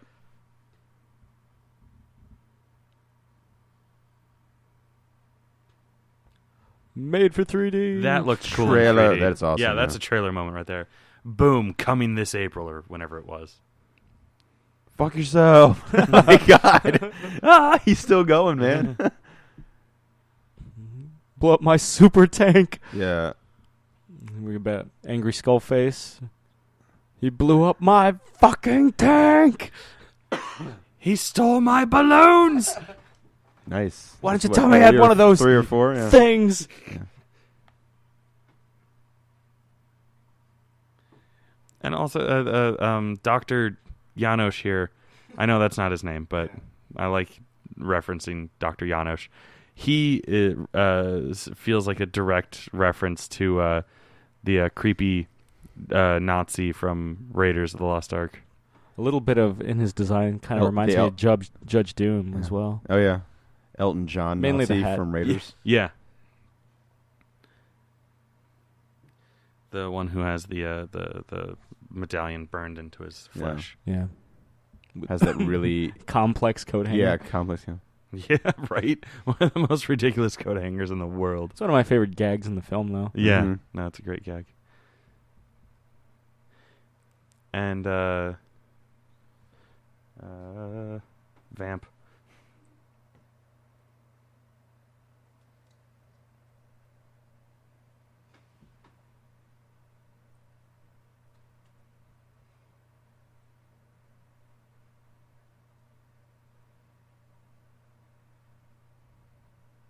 That's so Union Jack. That's in New York too. Mind the Gap. One of my favorite things about the Union Jack Captain America relationship, which isn't shown in this movie because it's just more of a fun nod to Union Jack, is that the person that Captain America looks up to, and Captain America's like the guy, the person he looks up to and respects, like people respect Captain America, is Union Jack, the first Union Jack, because he was doing this in World War I. Like, he was the first real mass dude going around kicking ass. And so when he meets James Falsworth, their original Union Jack, it's like meeting his hero. And I've always loved that he has such a great respect for the Union Jack in the comic, that when he asked to be part of the Invaders, Cap's like, "Sir, of course." Interesting. One thing that made me kind of laugh to myself watching this movie in theaters was that just like a couple months beforehand in the movie Sucker Punch, they had a very similar train scene where, much like in this movie, they have to leave someone behind to die. And I always It's Jenna Malone in that scene. Yeah, and I always kind of laughed that like I enjoyed both movies. I enjoyed Sucker Punch. I was one of the 10 people in the country. that Visually, liked it looks cool. Yeah. The steampunk World Steampunk, War II part cyberpunk. Was, it was cool. I never finished it though. I own it. Samurai Punk. Yeah. Zombie punk. Yeah, I do like that the train sequence you're talking about. It's probably the best scene in the movie. it's set to a cover of Tomorrow Never Knows. Yeah. This is Chris Evans getting ready for Snowpiercer, which I haven't seen yet. Actually, it's on Netflix though. I can't believe I didn't mention that on our podcast because I just watched that. Yeah, we got another episode. Yeah, The podcast from months ago. It's the one. Yeah, Nice little nod to lifting the veil. Bucky using the shield right there. Yep. Obviously, it doesn't work out for him. No. Because it just got blown. He can't handle the recoil. Yeah. It's almost Which like interesting because it's supposed to absorb all the vibrations. Yes. Yeah. It's almost like he needs a metal arm to hold on to things better. Foreshadowing. Yeah. Not the fall, but Yeah. That's We shall both become popsicles, and then enemies, then friends. and then popsicles again. That was the last time I saw the popsicle man. The popsicle man. the popsicle warrior. Popsicle warrior. Yeah. Meanwhile, back in London. The halls of justice.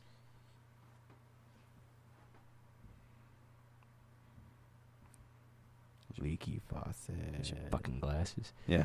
Why don't you look at something? You tuck your shirt in, you little prick. Why don't you sit down, you little prick? Sit down, fuckface. I do like that. He's like, oh. There was blood here.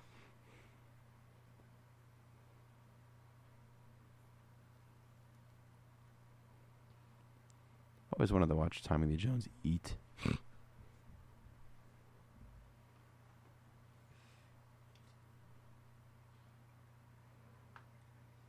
Meat. Yeah, close enough.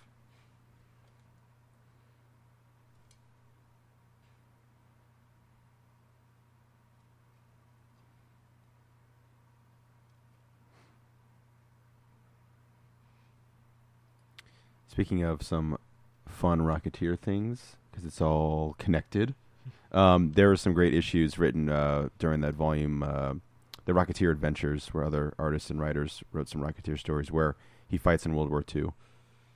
And it's all told through letters he writes back to Betty. It's really well done. Milk with steak. Clearly not keeping kosher. Yeah.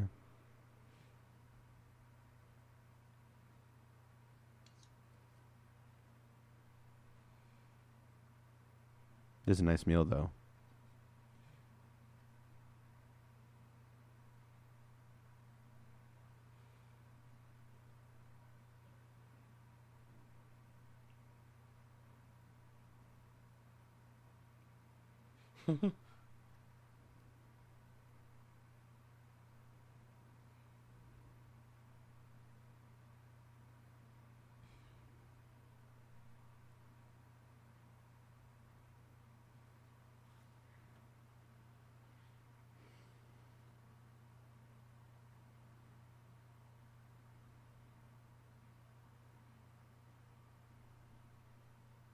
I wish he eats the steak like Daniel Day-Lewis and There Will Be Blood. Where he's just like eating with his fingers like an animal in the end of that movie.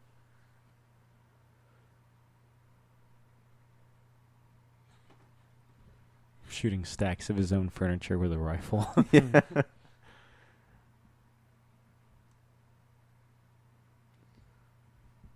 The target is London. It's a line in Goldeneye. I feel like we'll get there. Anyway. Eventually. Eventually, we're going to watch every movie on Earth, guys. I wish when he walked by that guy, he just patted him on the ass. Yeah. Good game, Hydra guy. Hell Hydra! Yeah. Moon River. Very red. Very red. Sleeping.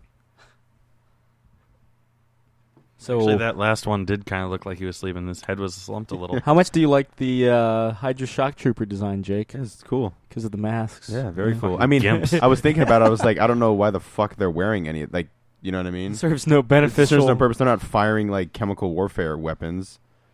It looks It's- cool. It's just to make them look more evil. Yeah, because they don't have faces. Desensitize them. Yeah. You know. These guys have faces, but Well, only they their have mouths. Yeah, they're they're like agents of The Monarch.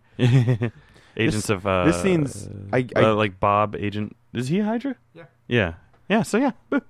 I get why this is kind of like a interesting, powerful little scene, but that means he's just drinking all this shit for the taste. And like, if you're drinking alcohol like at the amount he's drinking it, and he can't get drunk, then what's the point? That's why I never did. Or that's why I never really got into marijuana. Because I always the couple times I You tried. didn't like drinking it. Yeah. That's why you didn't like it. Yeah, because I kept drinking it, and people were like, "What are you doing drinking leaves?" Yeah. No, like the handful of times I tried it, I had to take so much in to feel any kind of buzz. I was like, "This is too expensive of a habit." Yeah.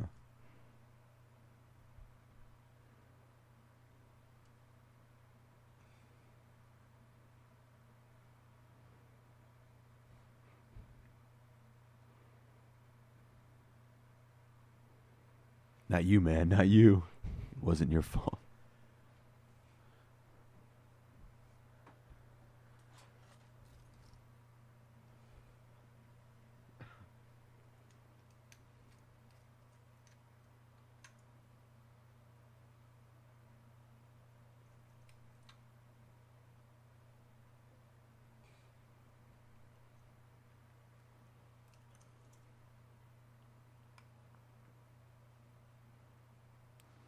I read this CBR had this interesting article. They're talking about trying to, in the past, retconning stories and different things, and retconning the idea that Captain America actually killed in World War II.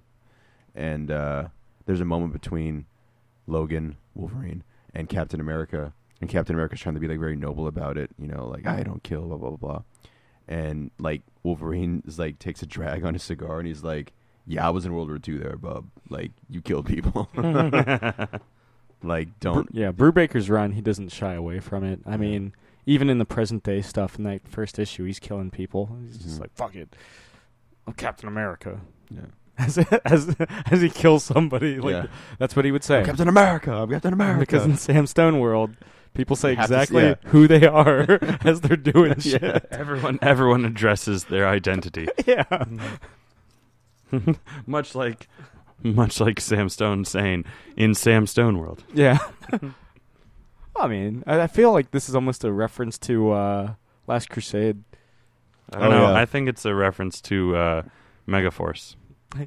Or Return of the Jedi. Yeah. And Raiders of the Lost Ark. Yeah. Because that base Jedi and Raiders basically have the same scene.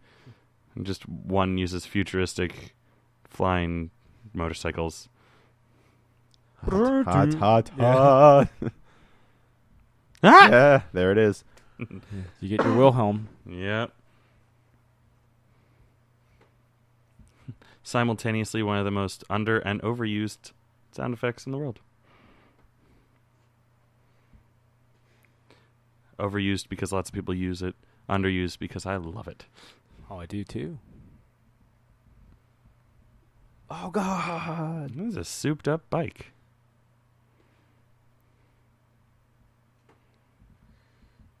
Which is not long for this world.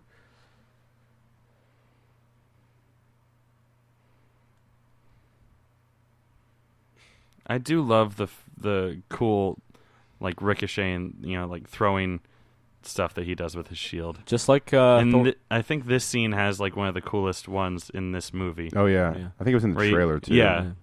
He gets like 3 people in one shot or something like that. Yeah. Just like Thor's hammer, there was 3 different versions of the shield they used for filming. Why doesn't he just throw a shield at one of them? That's what it's for. I really hope they take me prisoner and don't shoot me on the spot. Mm. Oh, Well, if they shoot and they miss, yeah. He just ducks and they all shoot each other and he's like, okay, Just walks into the base.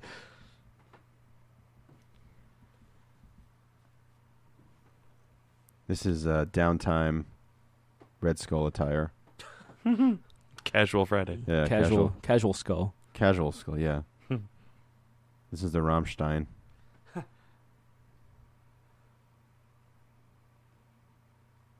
He told me you killed him. My face on the $1 bill. I've lost count at this I point. think it was 6.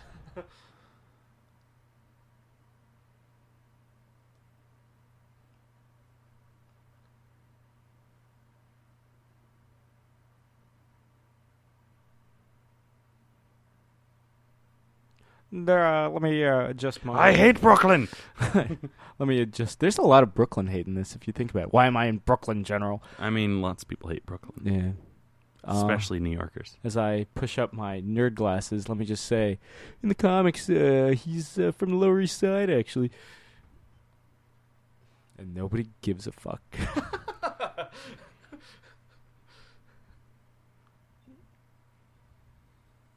Tally ho.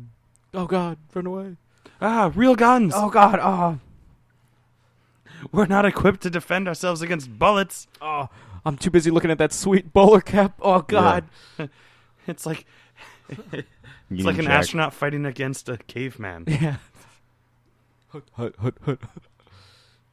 Some of the most non-uniform hutting I've ever seen. Yeah.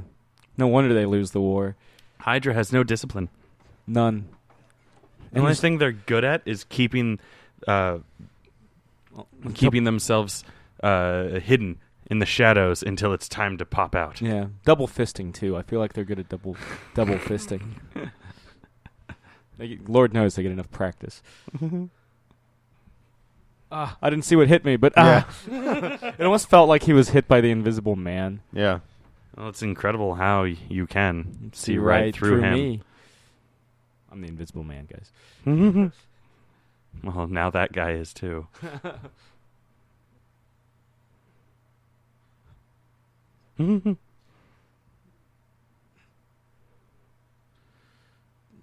I can use it in rapid fire because I'm the Red Skull. Yeah. Play a lot of video games. Cheats.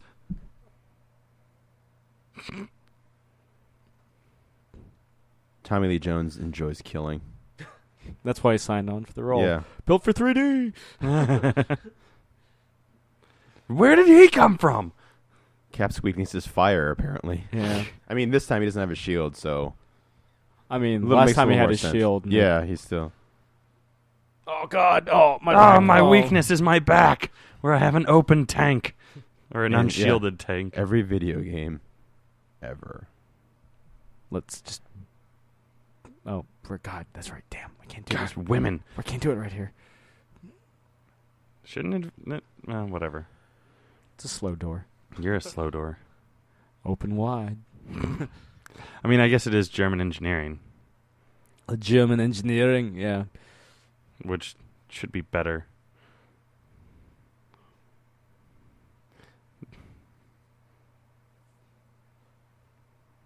To their credit, German war effort did develop the jet engine before the end of World War II. Ziel is German for goal, by the way. So the goal is New York City. That makes sense.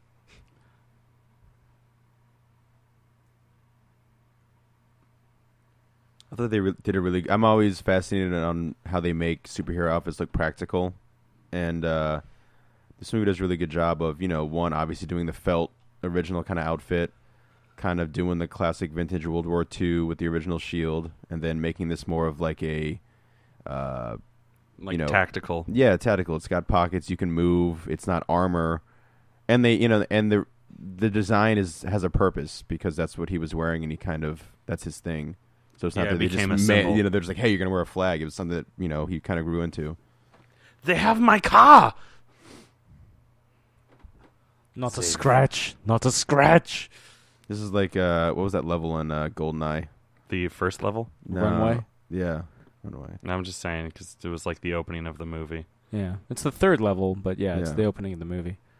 Right before the title sequence. Golden Eye. by Tina Turner after she got beyond Thunderdome, apparently. 'Cause I'm a gypsy. Acid Queen. That was her and That's the Tommy. best Tommy Lee Jones line. I'm a gypsy acid queen. I'm not kissing you. And then he hits the... Oh, I And forgot. he's I forgot dead. how there's a death coming up. It's pretty involving hard. a propeller that's like super hardcore. Yeah. That got an audible whoa from everyone in the audience. Yeah.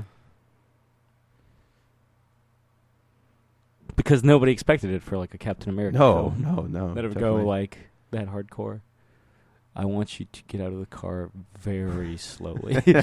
Don't stand up. Yeah. Don't stand up and look at him. I want you to get out of the... Oh, God. You see Tommy Lee Jones get up, he starts Up running. front. Oh, God. It's like when Roger Moore kicks the car off the cliff in For Your Eyes Only. Badass. It's a pretty good kick. Yeah. It's a scene he didn't want to do Yeah. because he felt it was too cold-blooded. And like the Roger Moore haters love that scene. Yeah. Because they're like, oh, it's the one time he's a badass. Yeah. Oh. Good thing it's postmarked. Man, good thing New York in German is New York. Nuven Yorken. Yeah. Neue York.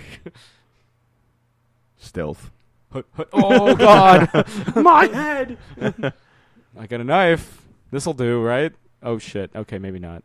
Does that mean that one unconscious guy who just got kicked over the edge is like frozen with Cap? Yeah. Yeah. Years later, he wakes up. He's like, "No, second leash on life." Second leash on life. Yes.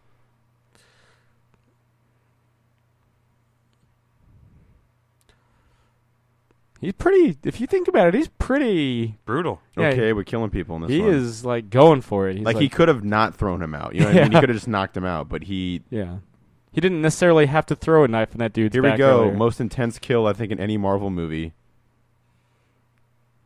Most vicious. to date. Yeah. Probably, like... It's not a kill, but I think it's second only to the Incredible Hulk ripping out a dude's elbow and stabbing Yeah. him with it. Yeah. But yeah, this in terms of a straight-on kill. Yep. Like that's in a Marvel movie. Yep, there Although you go. technically, And like the trails Captain, of blood. Cap and, didn't do it. no, Yeah. Cap didn't do it. I Cap mean, but didn't do it. He does this. He's got a parachute, which will never open. We never see it open, so therefore it doesn't. Yeah. Bye. Cap goes out of his way to find him and run him through the propeller again. I got a taste for blood. Yeah, This yeah. thing's got guns, but I'm just gonna run you over. Yeah.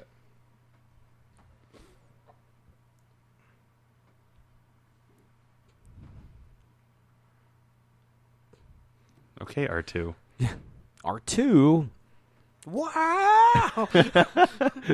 Sam overdubs on the R2 lines. Yeah. Wow. I love how they always react like that when they're always like, R2's dead, and then he's like fine by the end credits, and you're like, oh, Yeah. okay. R2's invincible. He is. He's a god. He's immortal. Peekaboo. I see you. He didn't hear that plane crash into this thing, right? Mm-hmm. No, I think- Stealth. It's a pretty big plane, you Yeah. know. I think I'm still cool. Should be fine. Yeah. Okay. He makes his own music. Dun, dun, dun, dun, dun, dun. I'm having the time of my life. Yeah.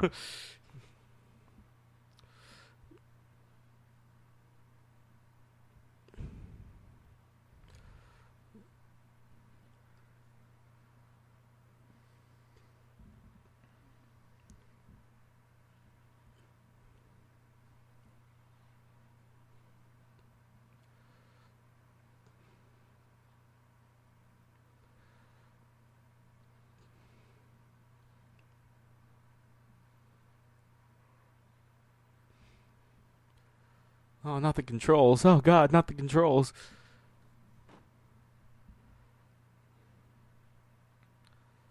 Inertia. It's Inception. Yeah. Fighting free fall. It's like that scene in Quantum of Solace where dudes are hanging from ropes and still fighting. Oh yeah.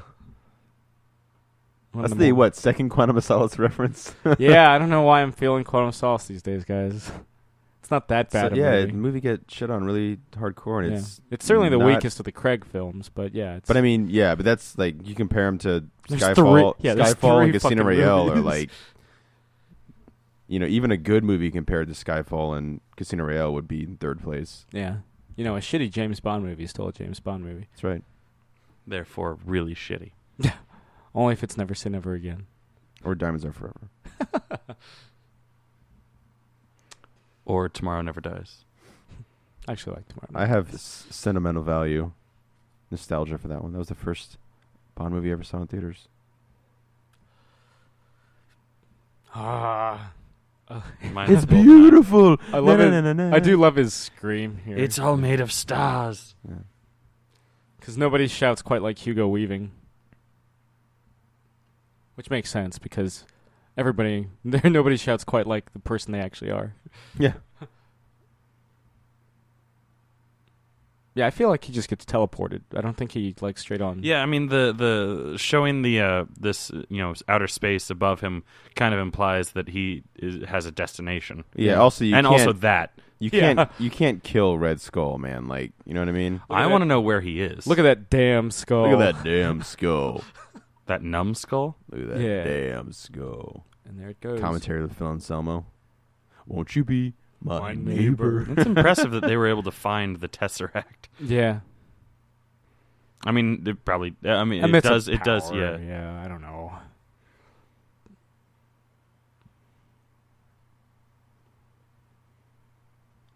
I can literally go in any other direction. Let's go down.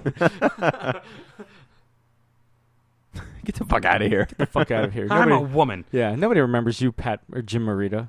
Pat, you didn't even. Yeah. Pat Morita is the guy that played Mr. Miyagi. Yeah, seriously, get out of here, man. Your scene's over. Yeah. You only have a non-speaking cameo at the end of the film.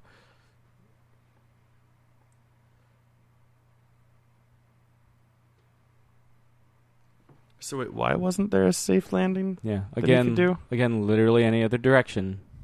But let's just go.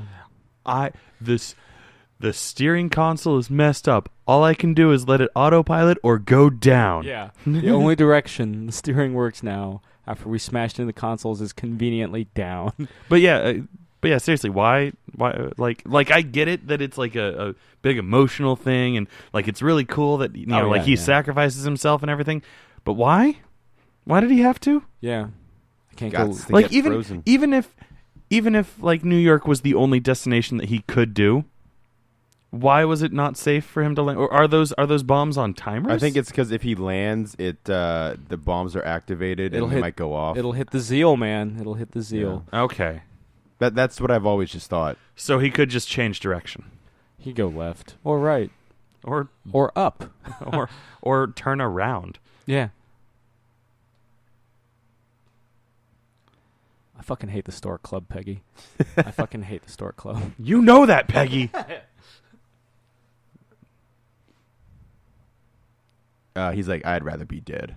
I'd rather be frozen for like 80 years. I'm about to go like Idina Menzel. I'm about to get frozen. There it is. The cold never bothered me anyway. Do you want to build a snowman?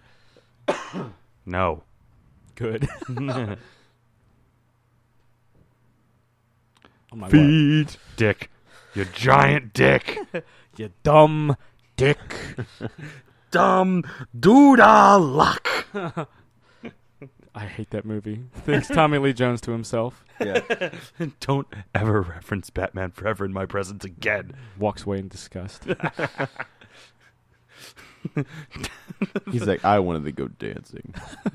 Wait, you didn't want to dance with me? I love the Pelican Club.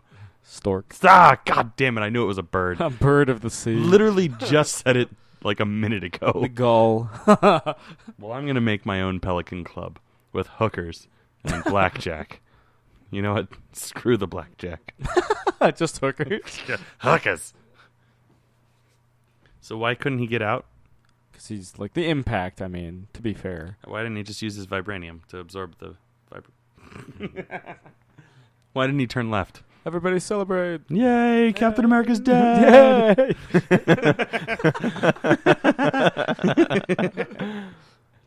We're finally rid of him. Yay! We killed off Hydra. Now we just have to focus on the Nazis.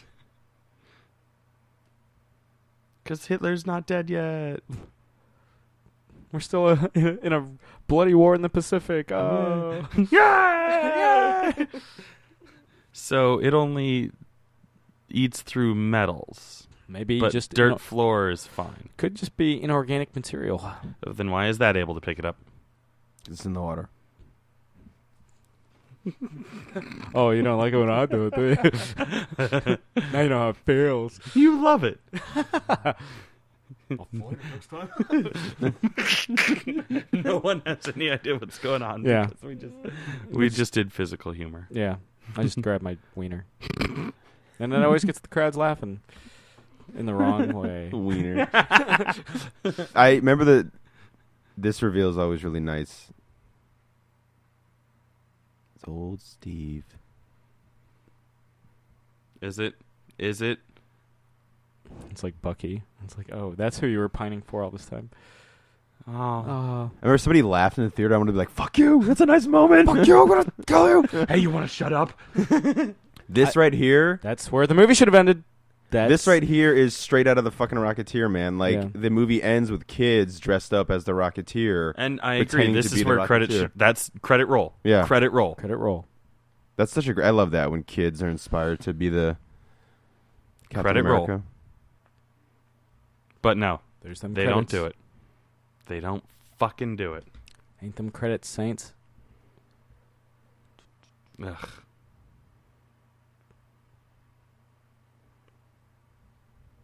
I mean, it doesn't ruin it that, you know, they didn't have credits rolling. But I agree. This should have been like a mid-credit scene. Yeah. If, you know. And I feel like Joe Johnston intended it to be like this to be the post-credits sting. Yeah. But they were like, yeah, fuck it. We need to build up anticipation for the Avengers. Include a.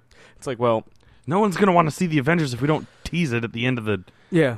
I mean, I feel like this could have easily shared the end credits with the. It could have been a Avengers mid-credits team. scene. Yeah, that too. Although I think they wanted the Thanos thing at the end of Avengers to be kind of like a special thing, you know, Yeah. like the first mid-credit scene. But I feel like you could have done this scene and then done like a quick tease for the Avengers. Yeah. You know, Captain America will return in the Avengers. And then you see him, yeah. Yeah. Hey, look, it's Amanda Righty from The Mentalist and the OC.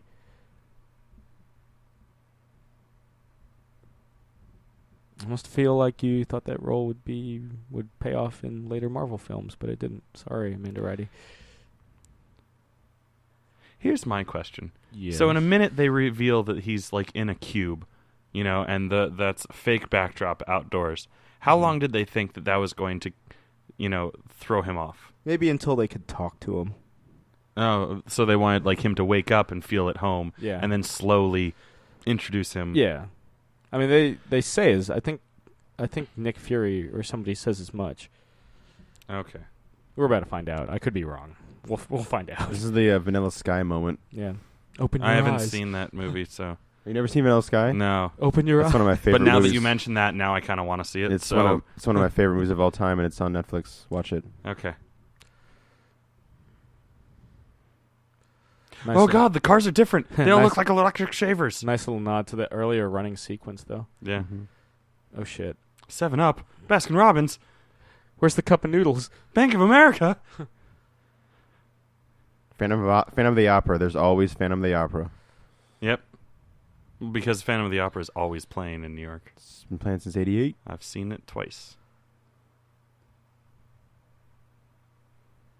You know why it's the full mask on there? On the Phantom? Fair enough. Oh, Why? Yes. Why the? They made, millions of posters with the full mask. 'Cause that's what it is in the original book and the movies, blah, Yeah. blah, blah. And when they were, staging the production, they realized he can't emote with a full face mask. So they cut it to the half mask, which is famous, but they'd already printed all the famous posters, so they just left I it. actually always have wondered that. Yeah. And Paul Stanley, when he was the Phantom in Canada and closed it down, he wanted to put the star on it, and Andrew Lloyd Webber was like, "Fuck yourself." No. I love how like Nick Fury's like, hey, everything okay? And it's like, oh, I don't know. Maybe it's the fact I've been asleep for 70 years and everybody I know is dead, you asshole. Joe Johnston, Yay.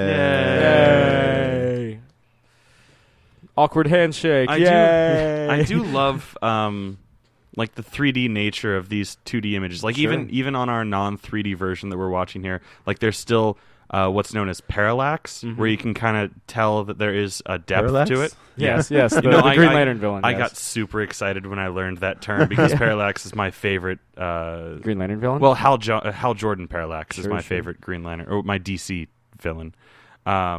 But yeah, it's just parallax is just the concept of something in the foreground and something in the background, and then moving at a different rate to show you that there's depth. That's called a parallax? It's the parallax effect or something like that.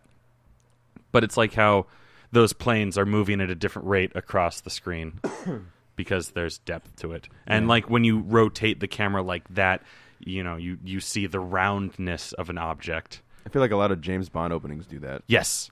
And that's one of my favorite parts of the James Bond movies, actually. I do love a good, title sequence on a James Bond film. Yeah, like no, they have some of the best stylized title sequences. Casino Royale, Skyfall, those are my two favorite ones. Yeah, I feel like if I ever tried to do like a big like action movie, I would totally like kind of rip off that same thing, kind of like what Girl with the Dragon Tattoo did. Yeah. Like I would do like kind of my own version of it, but Sure. like definitely inspired by the James Bond motif. Right. That guy looks style. like Michael Caine. Michael Caine. I was in a movie called Victory with Sylvester Stallone and Pele. There, we played soccer. We were Canadian. Well, I think no, he's the actual people are Canadian, and then he's a Brit. And we played Canadians who were Canadian in real life, but we weren't. Yeah. J.J. Field was Union Jack, by the way. Ah. Bruno Ricci, the Italian actor, played a Frenchman. And Stanley Tucci was Dr. Janosch. Yes.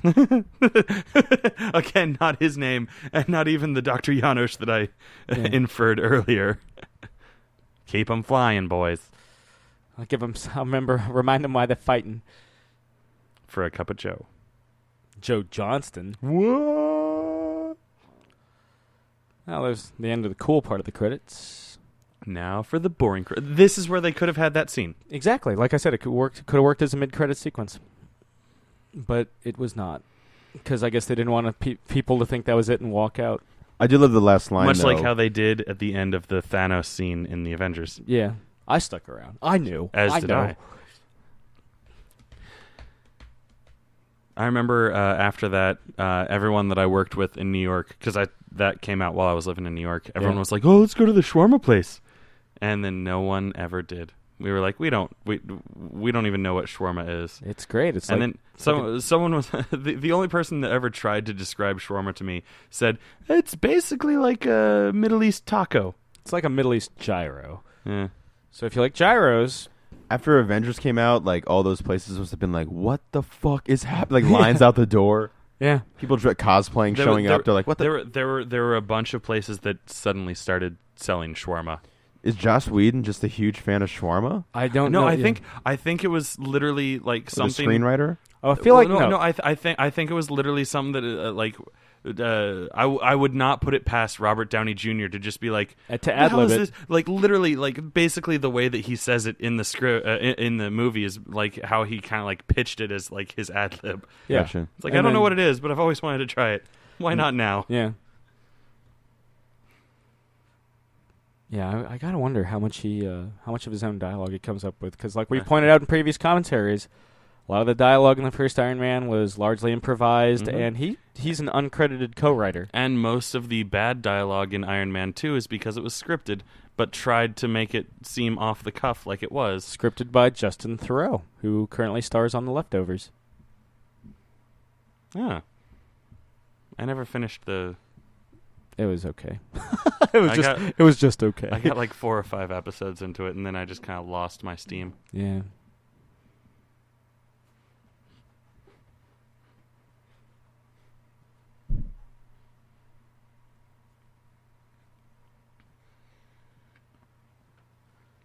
So, closing thoughts of this movie? Every time I watch it, I like it a little bit more. Yeah. You know? It has that effect. Yeah. It has the reverse Inception effect on you, Chris. Yeah, or the reverse Star Trek Any- 2011. Any reboot Star Trek, really? Yeah. Yeah, it's always fun to Wait, watch.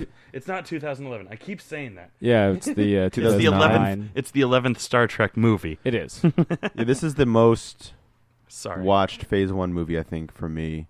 And speaking of Captain America and Star Trek, in the Death of Wolverine issue where Captain America, like 94-year-old Captain America and Deadpool team up, there's a moment where they make a Star Wars joke, and Deadpool's like, oh, you probably haven't seen that. And he goes, no, I've actually seen that one. And he goes, oh, really? He's like, what'd you think of it? And Cap's like, it reminded me of Flash Gordon. And Deadpool's like, what's Flash Gordon? And there's a Star Trek reference later on. And I can't remember what the exact setup is, but something where Cap's like, yo, I've seen that one. He goes, really? He's like, yeah, but so-and-so told me to only watch the even-numbered Star Trek movies. Yeah. Written by Jerry Duggan. That's a typically well accepted Rule. I figure because Khan rule. is number 2, so that's Cons the way 2, to go. Voyage Home's 4. So Cap knows, I guess. Yeah. I think it's on his list, and we'll find out for sure. Yeah. Each country had a different list. Mm-hmm. Which I thought was really cool. Definitely. Yeah, because then because things that are popular in some countries aren't popular in other countries. Especially that's something that pop culture heavy. Yeah, exactly. Like Doctor Who's on the British list. Mm. They probably could have put Doctor Who on the American list At this point. Yeah, but it's, 10 And years then ago. taking it- and then taking it off. Yeah. now. I haven't, I still haven't, at the time of this, I still haven't seen the, is it only- is it not doing well? well, there's been a drop-off, I think, in quality. Yeah. Really? Which isn't a fault of Peter Capaldi. No. Capaldi is doing a great job. Moffat Yeah. is ruining it. Who's that? He's the He's the showrunner. Oh, showrunner. Yeah. Kind of like Chris Carter on the X-Files. Or Or something more topical. Vince Gilligan on Breaking Bad. Yeah. Who also worked on X-Files. He did. That's where he got to start. Yeah, he was one of the main writers, right? And that's where he saw Cranston. They Mhm. worked together. Yeah, And he knew. Yeah, Matthew Weiner got started on. I know. I'm sure he got that all in high school. He's got his start poor in guy. the last couple seasons of The Sopranos before becoming the showrunner and creator of Mad Men. Or like Joss Whedon on Buffy, Angel, Firefly. Dollhouse, Firefly, Agents of S.H.I.E.L.D. Though I think it's he only directed. brother. I think he's more Jed. so credited as like creator. Yeah, he's an Yeah. executive producer and creator. I think Yeah. Jed Whedon's the actual showrunner. Yeah, true enough. At least it's not Iron Man 3. With the fake credits. Yeah. I would do some shit like that. Yeah, that's Shane Black for you, man. Yeah. Although, part of me, like as a filmmaker as well, and a person who has worked in a movie theater, part of me loves the idea of like post-credit scenes because one, that encourages people to stay through the credits, and two, like it's a cute little gimmick. But as a former employee of a movie theater, I fucking hate movies with post-credit scenes. I am glad Because I'm trying to clean up the theater, and these people are just sitting there jerking off. Yeah. You know. There was a special thanks to Joe Simon, co-creator of Captain America, and he did manage to see this film before he died. So Oh, really? That's good. Because he was like in his he lived a long. I mean, he was in his 90s, man. Yeah. Well, he's That's that in super soldier the Yeah. in the yes, that Marvel or not the Marvel, the superhero documentary that PBS did, if I'm not mistaken. He totally is.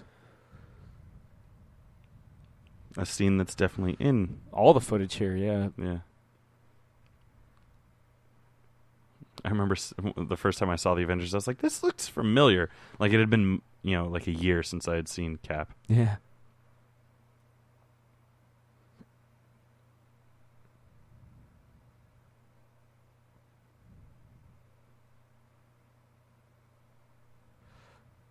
Cue the montage. When it did this, I was like, "Oh, we're getting it," because I hadn't seen really anything for the Avengers. Mhm. Yeah. And that's how I like it. I love you get to see Cap's updated outfit too. Some assembly required. I forgot about that. Yeah. That's funny. Because it's, assemble.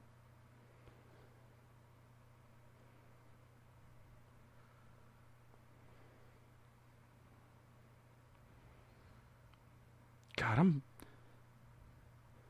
I'm suddenly like pumped again to watch Avengers. Like I can't wait for us to watch. Yeah, we watch can't Avengers. wait to share our commentary Yeah. with you back home, guys. Perfect lead in. Next week.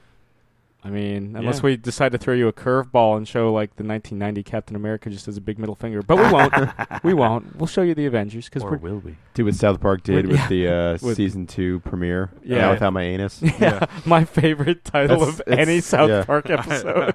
Such a great episode.